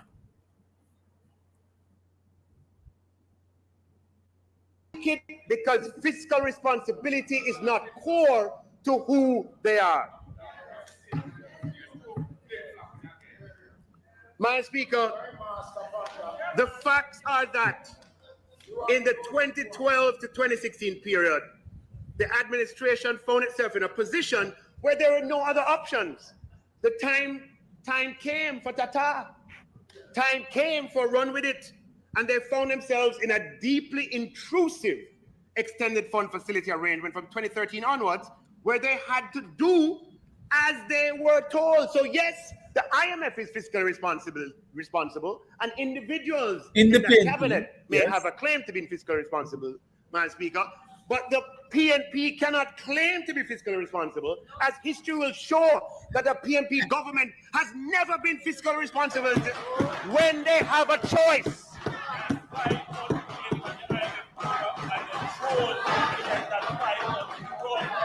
Madam Speaker, examine the record from 1972 to 1980. Yes. And examine the record from 1989 to 2007, when they had choice. Fiscal responsibility is not determined by when you have no choice and your hands are tied. Implementing fiscal responsible policies when you have no choice in the matter and your hands are tied is not a demonstration of fiscal responsibility.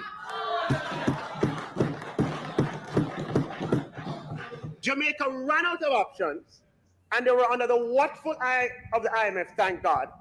And individuals did good work during that time. Yes. But there was no choice in the matter. Under this government, we have had choice.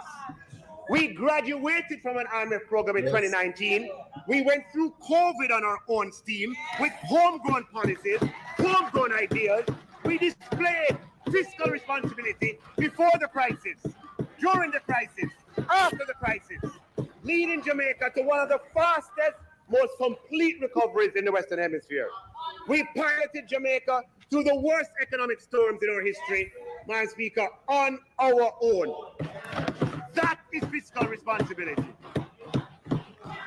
You demonstrate fiscal responsibility when you have choice, when you have lots of choice, and you still decide to do the responsible thing. Anyone about fiscal responsibility when your party has never exhibited it when it had the privilege of choice? Well, Carl, I don't know. No, but couple points. Yes. Someone in the comments said that it was already fiscal responsibility framework was already law. This is true, but they had the majority in parliament. They could have changed the law and gone back to the irresponsible ways, and they didn't do that. Yeah, they could have, and they didn't. Right. So so they could have changed the law, and they didn't do it. So give them credit. Give them the credit. I would give them the credit. Yeah, I'd give them the credit. Yeah, and I used to be one of them who used to beat them on that too, but no. Yeah, right. And also, but what the minister is here saying, I think we should highlight it. We should spend some time ruminating on what he just said. Yes. He is saying that when they have choice, they do not demonstrate fiscal responsibility. And I'm concerned about that. Because I've seen it in other jurisdictions where one government holds strain, the people get impatient for benefits. The other one gets voted in, and they become fiscally irresponsible. This is what I that derails all the progress that has been made. I'm telling you, look, Chopper, I am celebrating and happy for the progress that Jamaica has made. In 2012, it didn't look good. But Jamaica has turned around tremendously in the past 10 years, barring COVID. Jamaica has turned around a lot. But take my word for it, if we don't guard this progress jealously, it can be eradicated in no time. You'd be shocked. Chopper, Jamaica was doing well in the 1960s up to... Absolutely. I was about to go there. And look at what happened to us in the mid-70s. Between 72 and 74. Yes. Look, it got destroyed in no time. So, yes, we've achieved a lot. Yes, there's more to be done. But the little progress that we've made so far, let's not take it for granted. Good policies matters. Yes, and this is why I'm saying from the opposition, I'm pleading with them, if any of them listening to me, outline your vision for Jamaica. Outline your vision. Where do you want Jamaica to go? And how do you want us to get there? Spell it out. Spell it out for the people to see. Don't leave it up to the imagination. Spell out for Jamaica and Jamaicans what your vision is for the country in detail and how your policies are better than the current government policies and what they are to take us where we need to go, where you think we need to go. You know, it can't be, Chopper, it can't be that there's a battle between rich and poor. Yes. It can't be a class struggle, which some of them still believe it's a class struggle. It can't be a class struggle. This argument about that, where one set of Jamaicans is fighting against the other set of Jamaicans. No. You know my view. The pie is too small. We need to make the pie bigger so more people can get it. But it's consistent with sort of how the opposition governs, though, Carl. If you go back to the 70s, when Michael Manley came in power, that was where Jamaica, that was how we shaped the politics. We didn't shape the politics as you're saying, no, let's grow the pie so everybody can benefit. I think what they did in the 70s was to set up a situation where it was poor versus rich. Right. Them versus us. Right. Let's take from them and give it to you. That sort of situation. Right. And I'm happy that we have grown past that now, where we are focusing Have we? Well, I'm hoping because what I'm seeing now coming from the opposition is really and truly consistent with how they have practiced governance even back in the 70s. And that's what is disturbing. So I'm hoping that we will grow from that. You know? This is why I'm asking for them to outline their platform. Outline the platform. What exactly is your vision for Jamaica and how are we going to get there? Yes. All right. A little bit more of the great man himself. I think he's going to talk about the deceptiveness in the chart presented. Took the baton with $2.2 billion of reserves, and now they're $4.7 billion of reserves.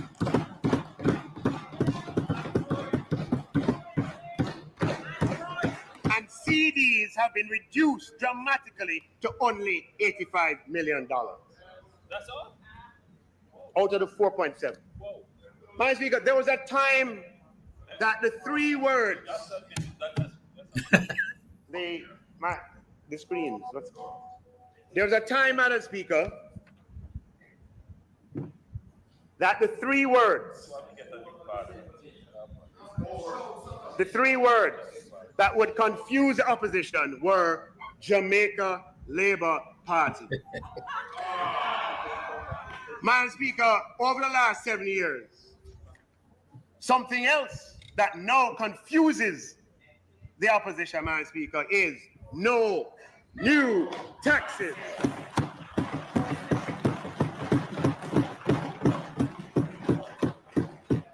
If you don't believe me, look at their faces when I say it again. No new taxes for 7 consecutive years. Madam Speaker, it makes them delirious because of Jamaica's economic history.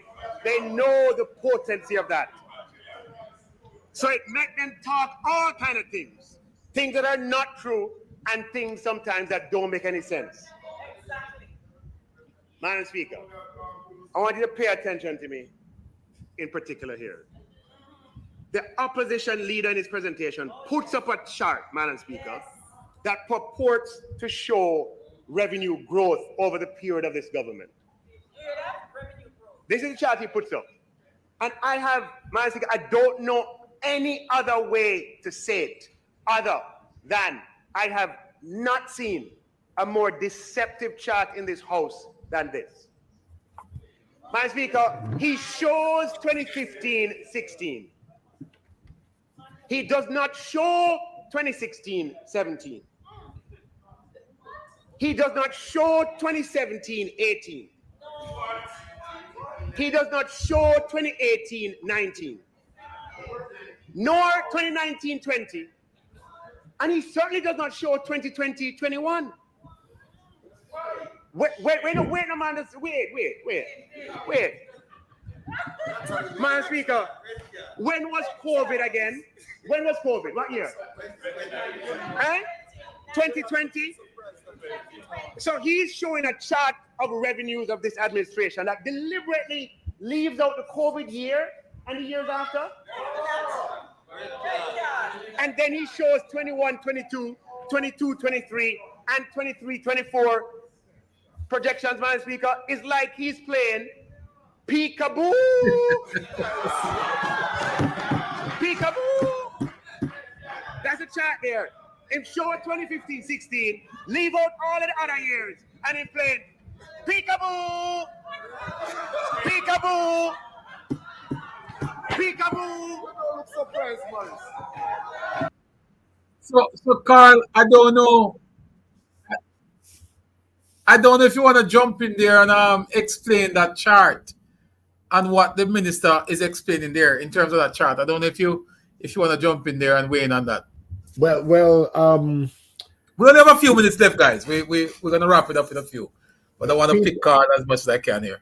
Peter Bunting made the point. He said, well, it's Golding's chart, so he can present it in any way that he wants. But I think there is truth to that. I mean, you can lie with statistics. But I think the minister is also correct. The minister is also correct to point out that by leaving out that whole period, you've distorted the picture and given the people the wrong impression. And I remember the fourth area of tax now. So the minister had said income taxes, GCT, education tax, and travel taxes. Those were the four areas of increased tax revenue. And it's basically because of increased economic activity. Yes, people traveling more tourists coming in. More tourists coming in, people traveling, people buying more. People have jobs so they can now buy stuff. So the GCT goes up. So when he pointed out that was disingenuous from the opposition leader, I agree with him. I agree that is disingenuous. With respect to leaving out those numbers, those years, I think it would have been better, and he should have anticipated. Yes. Because remember, the Minister of Finance had the final say, in the budget debate. So he should have anticipated that the minister would jump on that point and attack his presentation on that point.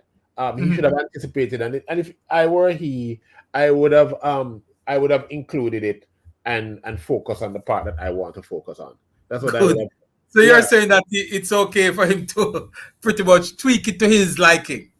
He's presenting an argument. I don't agree with the argument, but he's presenting an argument.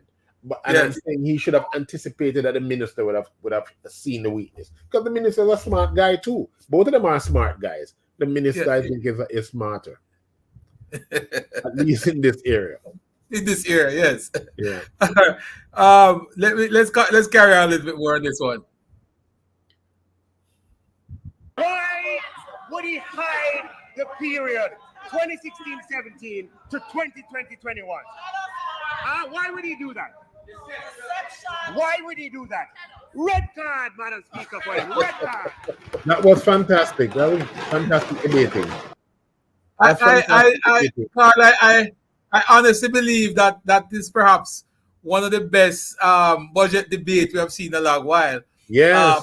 And I think Nigel Clark was really on point. He was in his element and he was loaded with facts and information to support his argument. Yeah. I don't see an opposition coming back from that. And one of the reasons why I choose to continue to promote this particular budget speech, not just this, but also the Prime Minister's, is because this was a budget speech that really sets out the direction in which the country is going and where the country needs to go, as opposed to doing things that is appealing to a particular group in the society. In other words, people are balling for money. Let's just give them some money. And I want to emphasize, Chopper, that what we've achieved so far is for everybody, but it can go away in a fleeting moment. Absolutely, yes. In no time, very quickly, it can be derailed. Yes. So we need to see where we are, celebrate it, and stay on track. Stay on course. Yes. We got derailed in 2011 when we had the protest from public sector, mainly the Nurses Association. I don't know if you remember with Edith Allwood Anderson, and that particular negotiation there, which was outlined prior, where the minister said, look, we cannot go there. If we go there, we are going to derail the economic agreement. And he was forced to, and he did. And a lot of people would blame the government at the time, but if we were to go back and look, it was an irresponsible opposition who agitate, knowing very well that if we agitate for public sector to be paid more at the time, we're going to push the country over a cliff. And we did it nonetheless. You know, it shows the irresponsibility, not just when you're opposition, but even when you're a government, you know. Yeah. All right. So we have a few more minutes to go, Carl. I don't know how much longer you want to stay with us, but I want to play a few more clips so you can actually weigh in on it, because we didn't get a chance to watch this budget presentation together. Now we're doing a little bit of it. Stand by. We're going to roll on one more tape of Minister here with this chart. And here it goes. Declined by 13% or $73 billion. And the recovery, Madam Speaker, the recovery from that low. No, go back to the chart, please. Go back to the chart. The recovery from that low, Madam Speaker, has been accelerated as compared to the trend. So when you look at the revenue growth the year after COVID versus the COVID year, it went up by 22%. Yeah. But in that year, when you compare it to the year before COVID, it was just 6%. But he shows the 22%, doesn't show the decline, and makes a meal of it, thinking that nobody is going to find him out. Red card, Madam Speaker. Red card.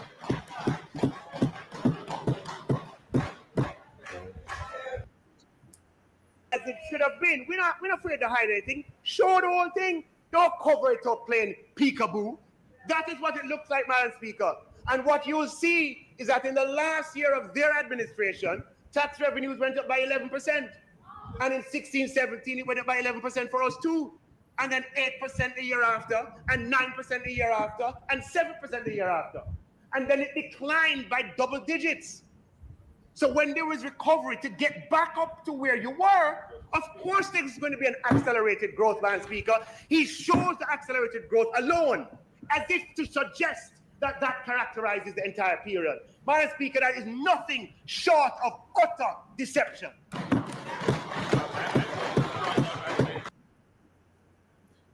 Carl, what say you on that part right there? So yeah, no, but the minister is correct. What he's saying is that there was a trend, and COVID derailed the trend. After COVID recovery, the rate of increase in revenue accelerated to go back to trend. Yes. So he showed that green line with the trend, and he showed where there was a 13% decline during COVID. And then Yes. after the COVID, now with the COVID recovery, you notice that the trend line steepened, meaning that the rate of increase accelerated. It only Yes. accelerated to get back to trend. That's what he's saying. So Carl, in other words, when you push something all the way down to its lowest, and you start to move up again, the movement is going to be quicker than on a regular basis when you're growing. Get back to trend. That's what he's saying. There's Yes. a trend. It's going this way, right? He's saying it's going Yes. up, fine. And then there's the event of COVID, the dip due to COVID. So this is your trend. This is the way you're heading. And Yes. he's saying that once COVID was over, to get back to the trend, this line is going to be steeper. But it's going to move faster. Steeper meaning it's growing faster. Yes. Right. It's going fast to get back to the trend. And then once it got back to the trend of increases, it has stabilized, or even the rate has even gone down a bit. It is nothing shy of a stellar budget presentation. And again, the opposition, they should have anticipated these points that the minister would have made. They should have anticipated. So they put this out thinking that the minister would pick it up, right? Because I tell you something, yes. So but they should have known that he's a bright guy. They should know that he'd have come with that. They should have anticipated what he was going to say. I tested these two presentations, Chopper, with a few people, and the vibe I got after they heard the opposition leader's presentation, and then after the minister rebutted him, yes, they switched their view. It's amazing. It's amazing. After they heard the opposition leader, then the rebuttal from the finance minister, you could see that the minister had an effect. His rebuttal was very effective. His delivery was excellent, supported by a lot of data and facts. I mean, I love data. And the red card, using the red card, yes. that's fantastic. Yeah, that red card was really driving the point home. Yeah. Let me skip here a little bit and jump to this aspect real quick, because I want to make sure we get as much from you before you leave us here, Carl. One more clip or a couple more clips if you don't mind. Here you go. The opposition leader's presentation included the fact that tax revenues as a percentage of GDP moved from 24% in 2015-16 and is projected to be 28% by 2024-25. And tax expenditures are pertinent to the explanation of this observation. So every year, Madam Speaker, since 2011, I'd like to deny that anything happened. Since 2011, the government publishes a tax expenditure statement. And it's a very hard document to understand. So it does not necessarily kind of see the light of day. Tax expenditure statement. And the explanations for this observation are threefold. And I'll just deal with the first two in this presentation. The first is that tax compliance has increased, which is great, meaning that we collect more of what is on the books. The second reason, Madam Speaker, is that tax exemptions have largely been codified and put into law. There's increased transparency and predictability about tax exemptions. And in terms of tax exemptions, everyone knows what they can get and what they cannot. Madam Speaker, we have been very judicious with tax expenditures. Tax waivers over the past 9 years have been limited to no more than 10 million per month, and long may this continue. As such, Madam Speaker, tax expenditures which would normally reduce tax revenues do not have as ample an opportunity as would have existed in the past. Now, I have a chart on the tax expenditures for you to understand what I'm saying. This here, Madam Speaker, is the tax expenditures of Jamaica from 2008 to 2022. 2023 is not yet available. The year is not complete.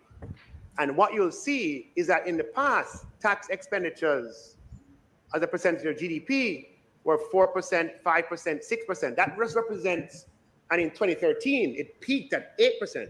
That represents revenue that's on the books, but that we give away through deductions and exemptions and credits and waivers. Okay?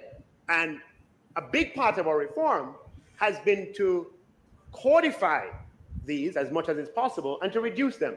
And as far as discretionary tax waivers are concerned, we have had a policy of no more than 10 million per month over the past 9 years. I believe that discretionary tax waivers were similarly limited under the EFF program.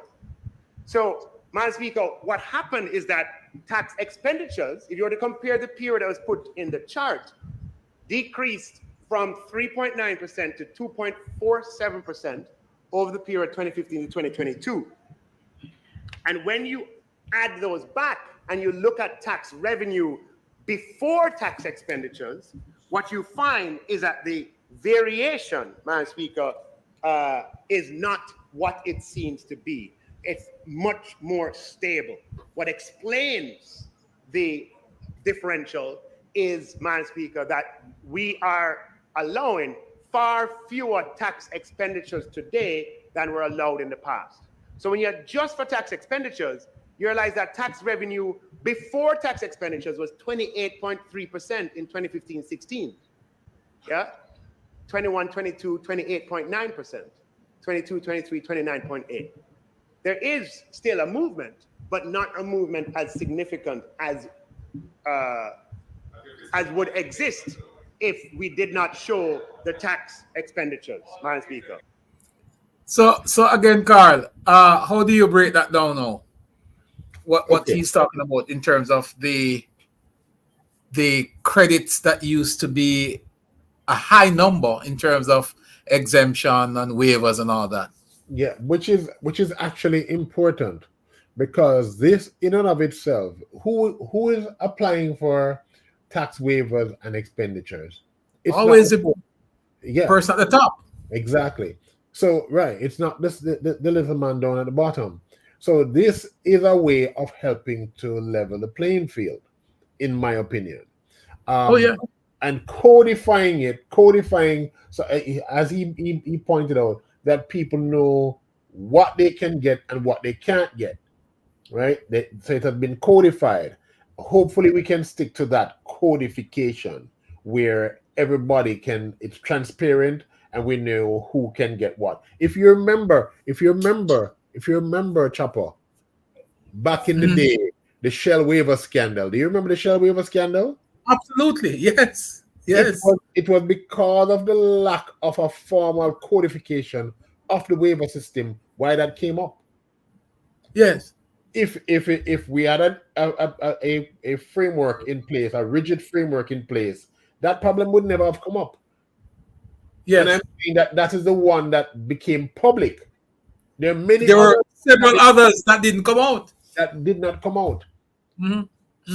So what the minister pointed out there about making it formal and clear that everybody knows what they can get and can't get, I think is a master stroke and very good for the country overall.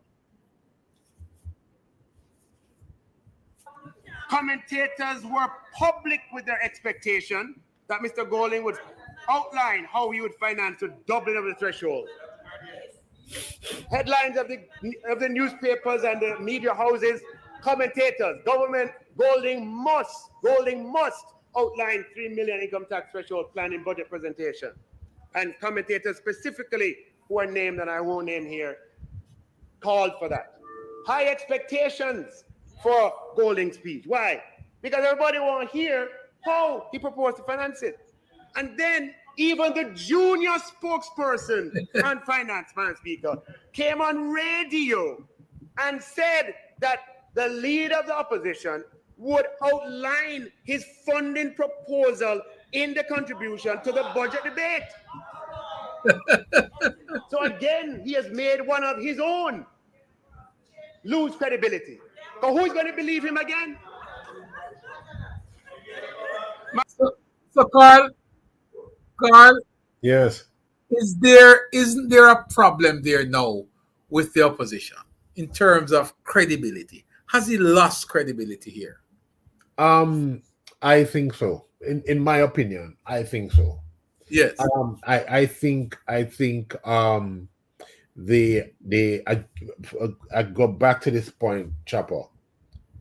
There is no underlying vision for where Jamaica should go from the opposition. There's no underlying vision. They're not saying, look, this is where Jamaica should be going. This is how we plan to take it there.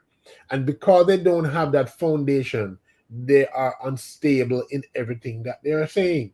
Now, when the opposition leader comes and makes a point like that about the 3 million, I mean, how does that fit in with the overall plan? It doesn't fit in because they don't have an overall plan, right? That 3 million, he should have thought about it carefully and know that this is something that is going to be tested on you. You know, it's going to cost, as the Prime Minister said in his presentation, Prime Minister said, that everything costs money and that somebody has to pay. Go through the budget presentations line by line and ask, how much is it going to cost? Who is going to pay for it? The Prime Minister boasted, I think he boasted. He said, when we propose something, we say, tell you, this is what we're going to do. This is where the money is going to come from. Right? He points it out. Right? And which is important. Which is absolutely important. Right. So this is his characterization, not mine. He says he didn't say it to him directly because he can't. It's in Parliament and the budget debate. He says the opposition leaders all fluff, all hype, no substance. He said. Right. He said all hype, no substance. Well, it's 10 minutes after 10, Carl. I don't know if you have a couple more. If you want to spend another 5 minutes, I can roll another couple pieces. No, I think we've gone through enough. 10 is good. You are 10 minutes over what I was expecting to stay. And I can't thank you enough. I appreciate it. I appreciate you coming through and giving your perspective on this budget presentation. We've always wanted to get you on to pick your brain a little bit, and tonight was excellent. We appreciate it. And we look forward and hope we can invite you again, Carl, when we have these sort of discussion. Next time we probably want to look at the prime ministers, because I think I want to keep these two debates fresh in the minds of people. It had a lot of substance to it. It's important because I think at my summary is a government that have a vision for the country and how they see us moving forward. I see an opposition that did not outline their vision for the country and how they're going to take us there. Instead, their view, what I got from what they were saying was, hey, the JLP model, we can run the JLP model better than the JLP. That's what I hear.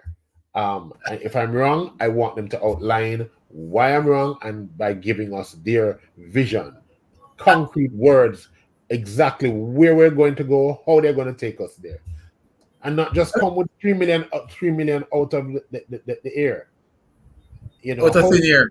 Overall, with the plan, how does the 3 million fit in with your overall plan? Is it just to get popularity? I hope not. So the long and the short of it, and I appreciate that coining, because you have said this on more than one occasion, and I think it sums up your point.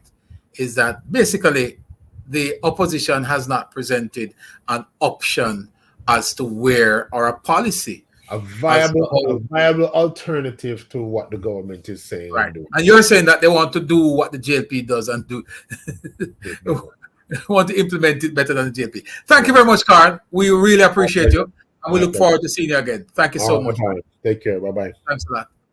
All right, folks. So that was Carl, who jumped in there and give us a very good analysis of what the budget was about, analyzing and explaining some aspects of it, and giving his own interpretation and perspective on some of the initiatives, which we really appreciate. We crave that sort of discussions from time to time, because it's important. So we're not just down in the gutter of the politics without having a clear understanding as to how these things work. the budget presentation this year was perhaps one of the best we have had in a long while, and I think it's the best because there was so much good stuff to talk about, so much good things for us to implement. I would say to I'm going to take a little quick break here first. Let me just take a quick break and come right back. When I come back, I want to go on for a few minutes to explain some things that I think is important for us to take from this budget. Oh no, we can't. All right, good. We're going to go straight through. So one of the things that we should take away from this budget is that, and I've said it earlier when I started, is that the government would have provided the adhesive, the glue, to connect the macroeconomy to the microeconomy. Now, providing the glue is one. When I say they provide the glue, I'm talking about providing the incentive and the initiatives to make the connection. Now, it's important. These connections are not going to be automatic. For example, government has said to HEART that no longer should you create these opportunity, but sits in the physical classroom of HEART Academy waiting for these youngsters to come in. Government is saying to HEART that you need to create an initiative to go into the communities, go into the field, go on the corner, go to the football clubs, go to the domino table, wherever these guys are, and get them into the program. In other words, bring the program to them. Bring the HEART program to the potential students than sit and wait for them to come in. And I think that is important. Now, the local representatives, whether it be JLP, PNP, or no P, let's put the politics to the side and deal with the individual. The local representatives, whether it's from NGOs or political representatives, are the ones who are equipped to connect the two, the macro and the micro. Because the government would have provided that glue to bring them together. Now it needs somebody to apply it. And the best person to do that is the ones on the ground. The local authorities, the locally elected 228 councillors and councillors caretakers who have been chosen. It is their responsibility to go out there, including the members of parliament, the party workers, to go into the field, find people who are eligible to benefit from these programs. I will never resile from my position that economic growth is where we need to focus on. And I felt vindicated when the Prime Minister and the opposition, and the Prime Minister and the Minister of Finance stuck to the gun and decide that they are going to deliver a budget and show people that when you focus on growing the economy, you can actually reap the reward of that sort of commitment. When you show commitment to economic growth and development, there is reward that you can reap from it. I think the government has demonstrated and showed, the government did in this last budget cycle, they proved to people that if you have the patience and if you just sit and relax and allow good governance, allow the plan, the overall, as Carl would say earlier, the overall plan for economic growth, allow it to materialize, you will see the benefit. No, I don't know if you want any clearer example of that, because we are now seeing it. You know, how would you increase minimum wage from 13 to 15, from 13,000 to 15,000 if you did not grow the economy? As Carl would put it earlier, growing the pie. How would you cut a bigger slice out there? How would you, add additional slices in that pie if you weren't able to grow it? And that is something that I think is important. we have to now ask these persons who have gone to the electorate in the last local government election, got elected, you now have a responsibility. And I would challenge them right now. How many local representatives would have met with their constituents, their leadership, their workers, and say to them, here are some initiatives that government has implemented. Let me go in my community and let me find all the youngsters in PD 25, in PD 44, in PD 27, in PD 63. Let me find all the youngsters in there. Let me find out who is employed, who is not working, who is sitting on the corner, rubbing out their hand middle, drinking rum and boom. Let me find these guys. Let me have a conversation with them and introduce them to opportunities that could possibly change their lives. How many local representatives would have done that since the budget debate? I doubt if you had 5 or 10 of them that have done that. So when they talk about doing political work and making the connection, you cannot be a part of the problem. You must be a part of the solution. And what I have picked up in the last LGE is that some of the persons who were supposed to be equipped with the information to guide the electorate, to tell them where to go, what to do, how to view things, they did a piss poor job at doing that. In most instances, they weren't equipped with the information, one, and they, instead of pointing out to persons that things are not as bad as you are saying it, here is an option, here is why things are not as bad, they joined them in singing the same song. And I think that was what really, sort of cement the overall thinking that nothing on go on. Because in truth and in fact, a lot of things have been happening. Whole heap of things are going on. And to sit sometime and to listen to persons make those comments, knowing very well that a lot of things are happening, it pains your heart. Somebody who out in the field and you see it, you see the changes, you see people's life improve.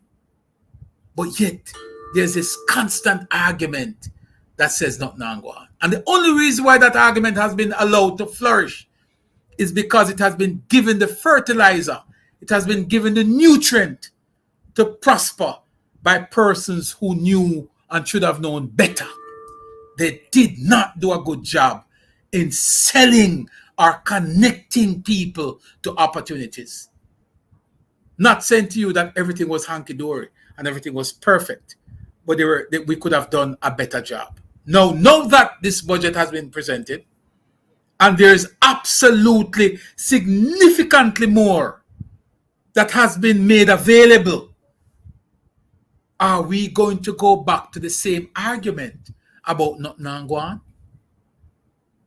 Are we going to go back to the same argument to agree with people when they come with this argument about we not feel it and touch it poor and this and that? Are we going to continue along that line? Or is it that we are going to now say to persons, stop, what you're saying is not true? Are we going to look people in the eyes and say, you, of all persons, should not be saying that because you have benefited significantly from government programs and initiatives? Are we going to do it? Are we ready to face the electorate and tell them to them face that you are ungrateful because you are benefiting from government programs and initiatives, but yet you're talking about nothing on go on? Or we are going to continue to say, all right, when they say these things, we continue and we sing along with them and agree with them. That's why we have to choose carefully who represent the party and who represent government. Because when you get people who are not aligned with your thinking, because make no mistake about it, there are a significant amount of local government representatives in the last election who were, in my view, a misfit. There were a significant amount of square peg in round hole. Them just couldn't fit. They think like the average voter. They believe the same thing as the average voter when they should have educated and informed themselves adequately to guide the voters into a particular direction. And I'm telling you that this is serious. You know why it is serious? If we don't get a grip on it, we run the risk of eroding our electoral process, where we're undermining our democracy by allowing the people who have money to dictate who wins the election and run this country. We have to be very careful. That's why the party, both political parties, not just JLP, both JLP and PNP, need to step back for a moment and look at where we are when we went into this local government election. Look at the risk. Look at what people have been saying. There are persons who benefited and did not vote. Why? Why is it? And I'm saying to you, we have to be careful of the persons who we select to run as representative for both JLP and PNP. If these persons are not persons who love people, want to work for people, who are educated enough. And when I say educated, I'm not talking about going to Harvard, going to UA or UTech. I'm talking about understanding how government work. When you have a person representing the people who don't understand how government work, who don't understand where to find or where to direct people to get resources, you run the risk of those very persons who are elected to lead are led by the constituents. There are several caretakers and councillors who the constituency wind them up and make them agree that nothing can go on. I've heard it from persons who knew better. And they sang the same song. They must sing the same tune as the average man on the corner who have in his pocket wad. Him say nothing can go on. And you'd have people with authority who should have said, no, that's not true. That's not true. Here is what is happening. Why are you saying nothing now go on?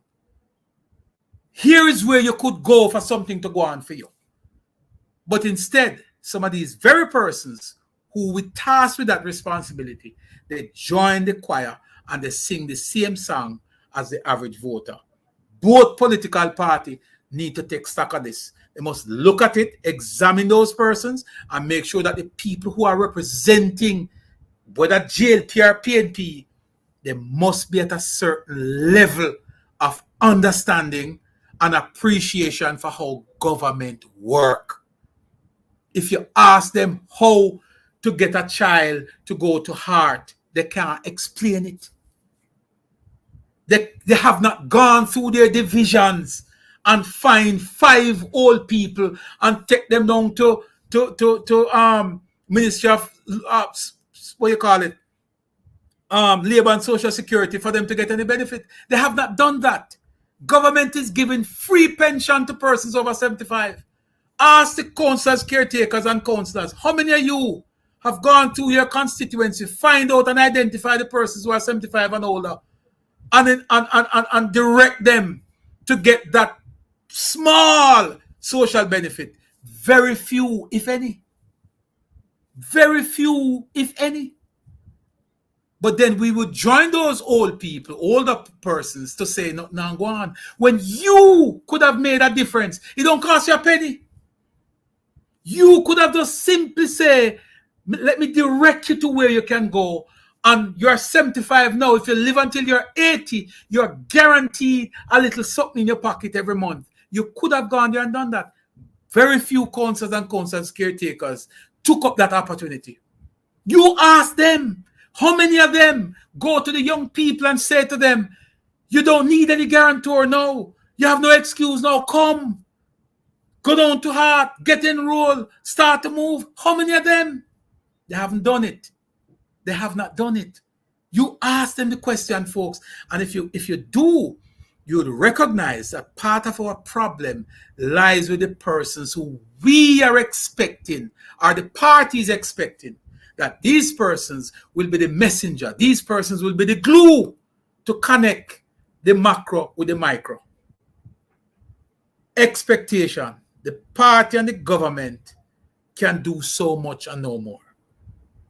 I believe that the only thing left for the government to do after this budget presentation is to go down to the Bank of Jamaica, cash out the money, put it in a brown envelope, send it to every constituency office, and ask people to just go line up and collect. There's not more you can do. Just forget about the $15,000 moving minimum wage from $13,000 to $15,000. Just cash out the money. If it is something that we just cash it out and give them. Instead of building perimeter road, just cut the perimeter road. Nobody build a perimeter road. If you listen to how people reason, and listen, folks, what is dangerous? If the average voter, the voter who is at the lower level of the spectrum, if the average voters are saying these things, I can understand. But when it becomes dangerous is when the people who you are expecting to know better, who's supposed to know better, they're the ones who are saying it. It's not the average voter will tell me, say, perimeter road can't hear me now.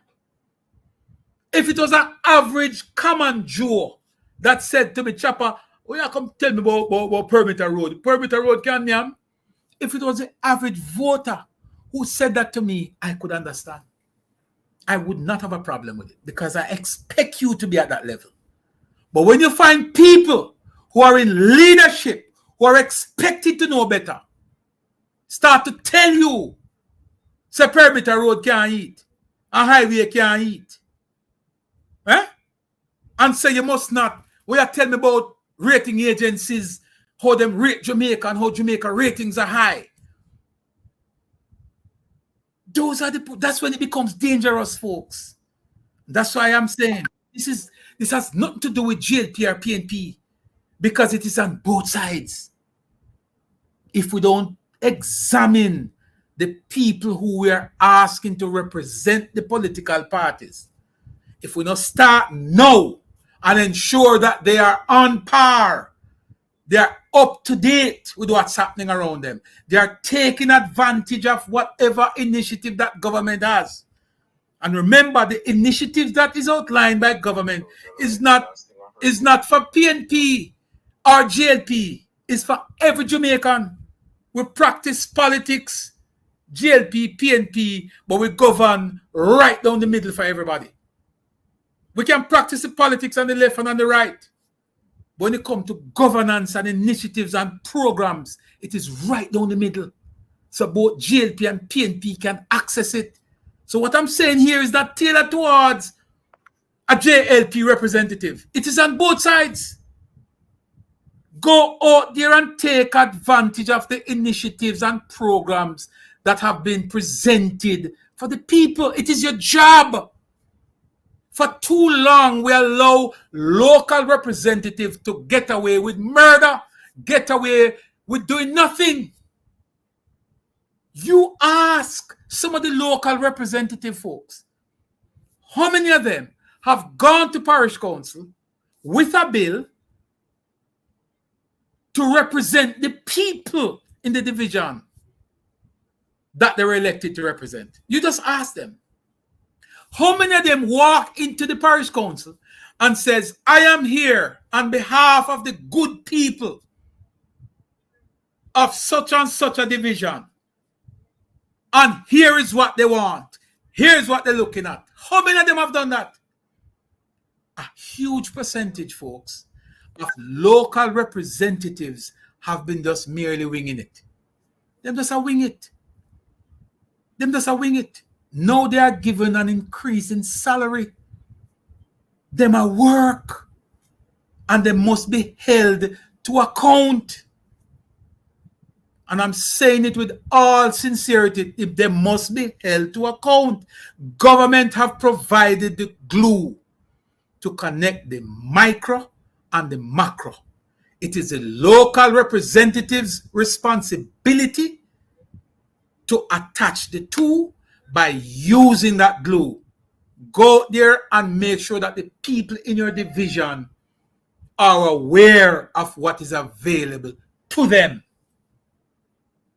And I would say to my political party that I love dearly, that you have a responsibility also to put a mechanism in place to hold these councillors and councillors, caretakers and MP caretakers and MPs accountable on a monthly basis. When they come to area council meetings, they must report how many constituents have they engaged. Give a progress report. There's too much things available to assist real people or to give people real assistance.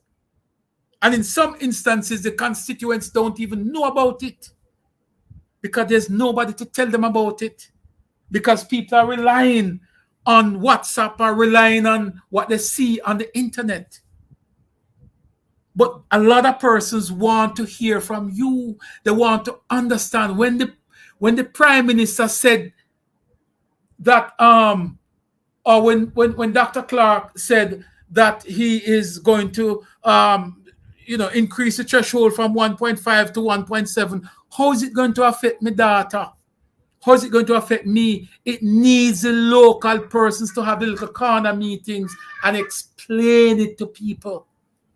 How many local representatives have taken those small initiatives into consideration and do them? Very few, if any. And that was a part of the problem going into the last LGE. And if we haven't learned from that, when is it that we're going to learn? When is it that we're going to learn?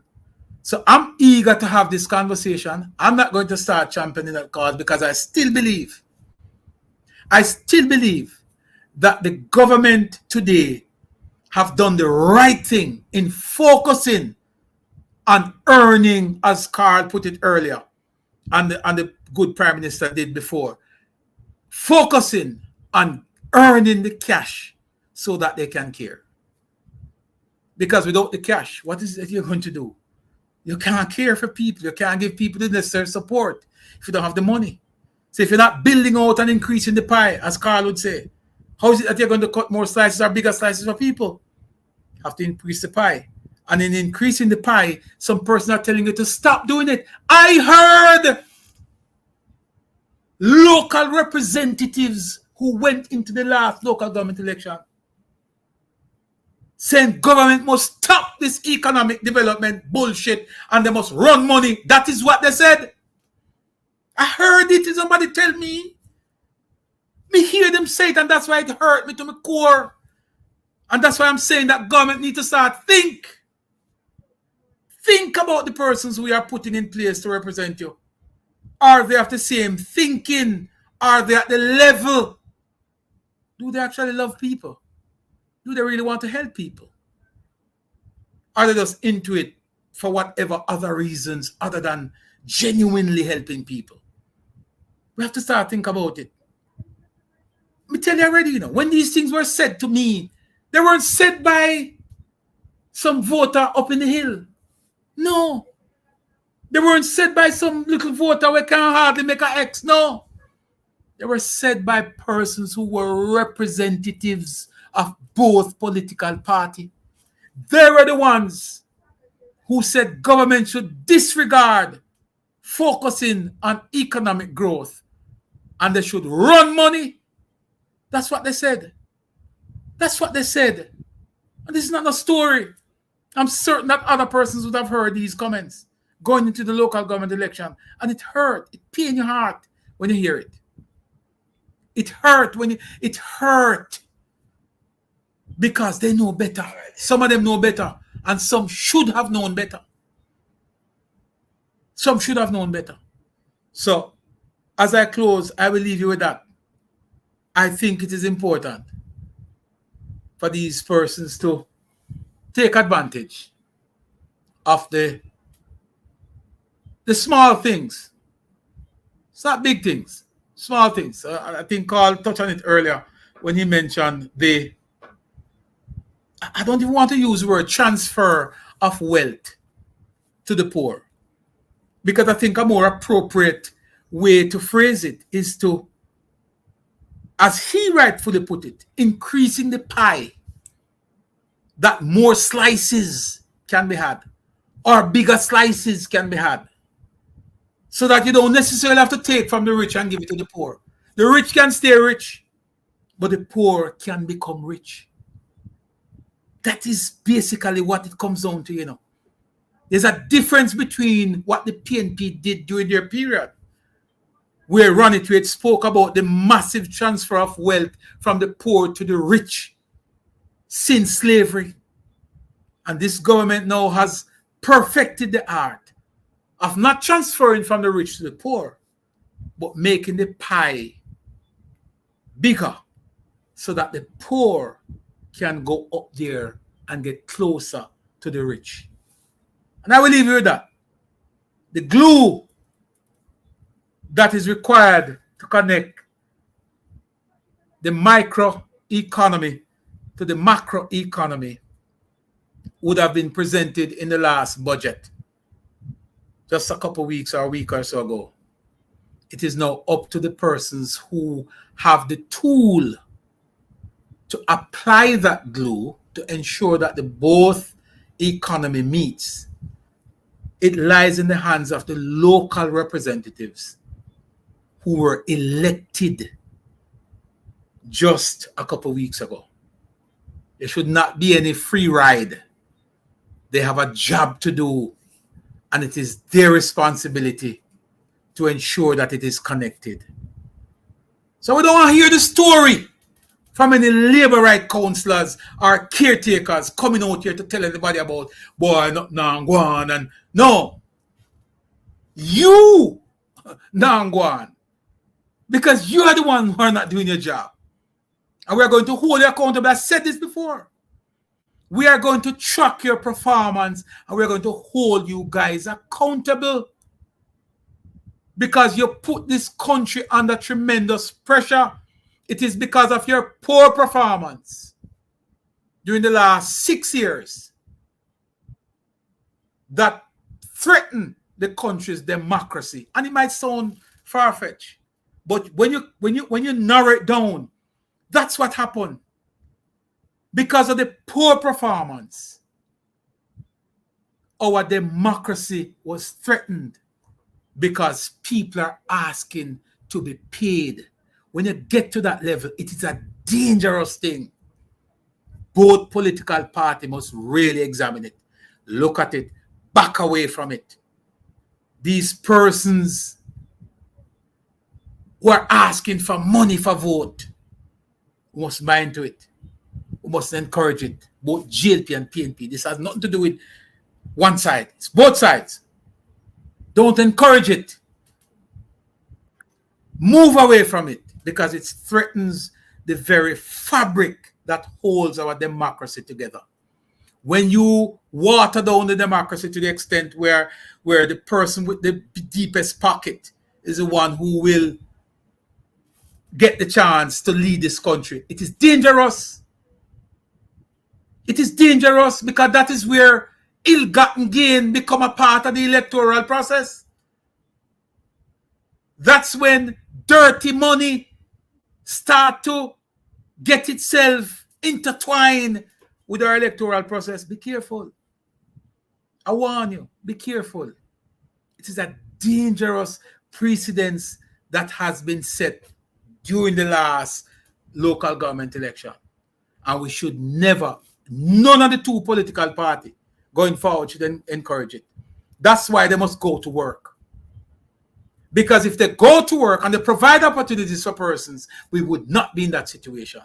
A lot of those persons did not go back to their divisions and do any work, and they waited for 5 and 6 years, right until election was called. That's the time they're going back in there. That is the time they are going to visit their people. That is the time they are going to talk to people and ask them to vote. Now, if nothing or no lessons were learned from the last local government election, make that be the lesson. That the political work should not be done 20 days before election. The political work starts the day when you're hired. And the day you're hired was on the 26th of February.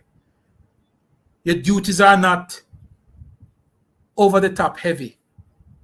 All it takes for you to do, nobody's asking you to take your salary and to dole it out in brown paper bag and give it to your constituents. Nobody's asking you to do that. People are saying to you, go and show the people how to fish.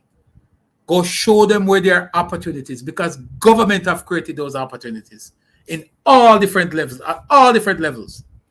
Government have created initiatives and opportunities for everybody.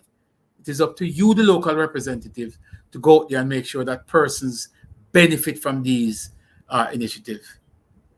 Let me say thank you again to Carl for passing through, and thank you to everybody who have joined us. Now, I see you in the building. Anthony, my friend, Michael Gray.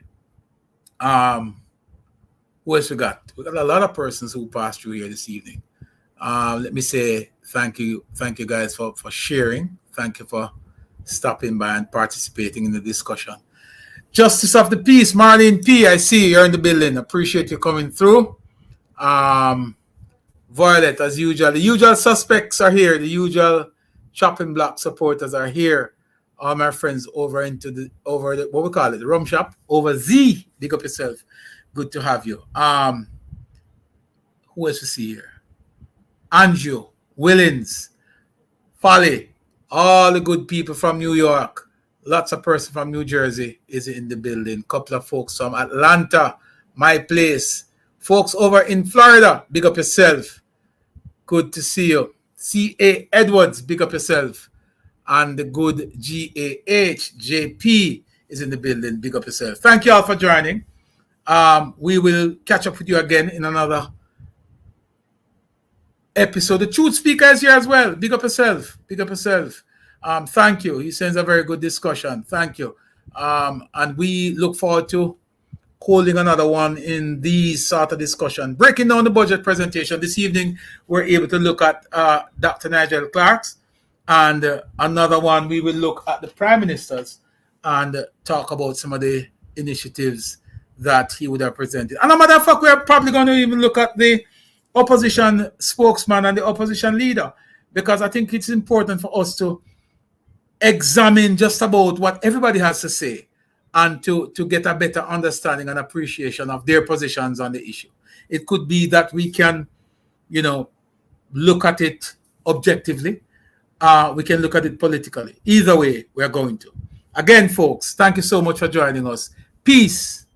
And I am going to be, let's say, we are going to be out. Thank you. Bye-bye.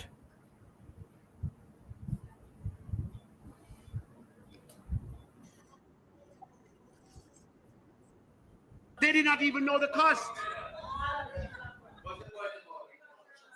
And I'll tell you in a minute. I'm sorry, Madam Speaker, the member is trying to mislead the House about the motive of the leader of opposition, and he has no such authority.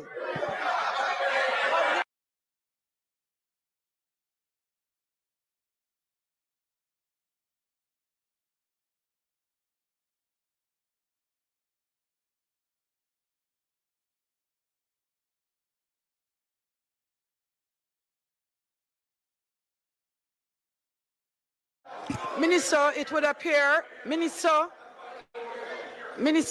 it would appear you may continue.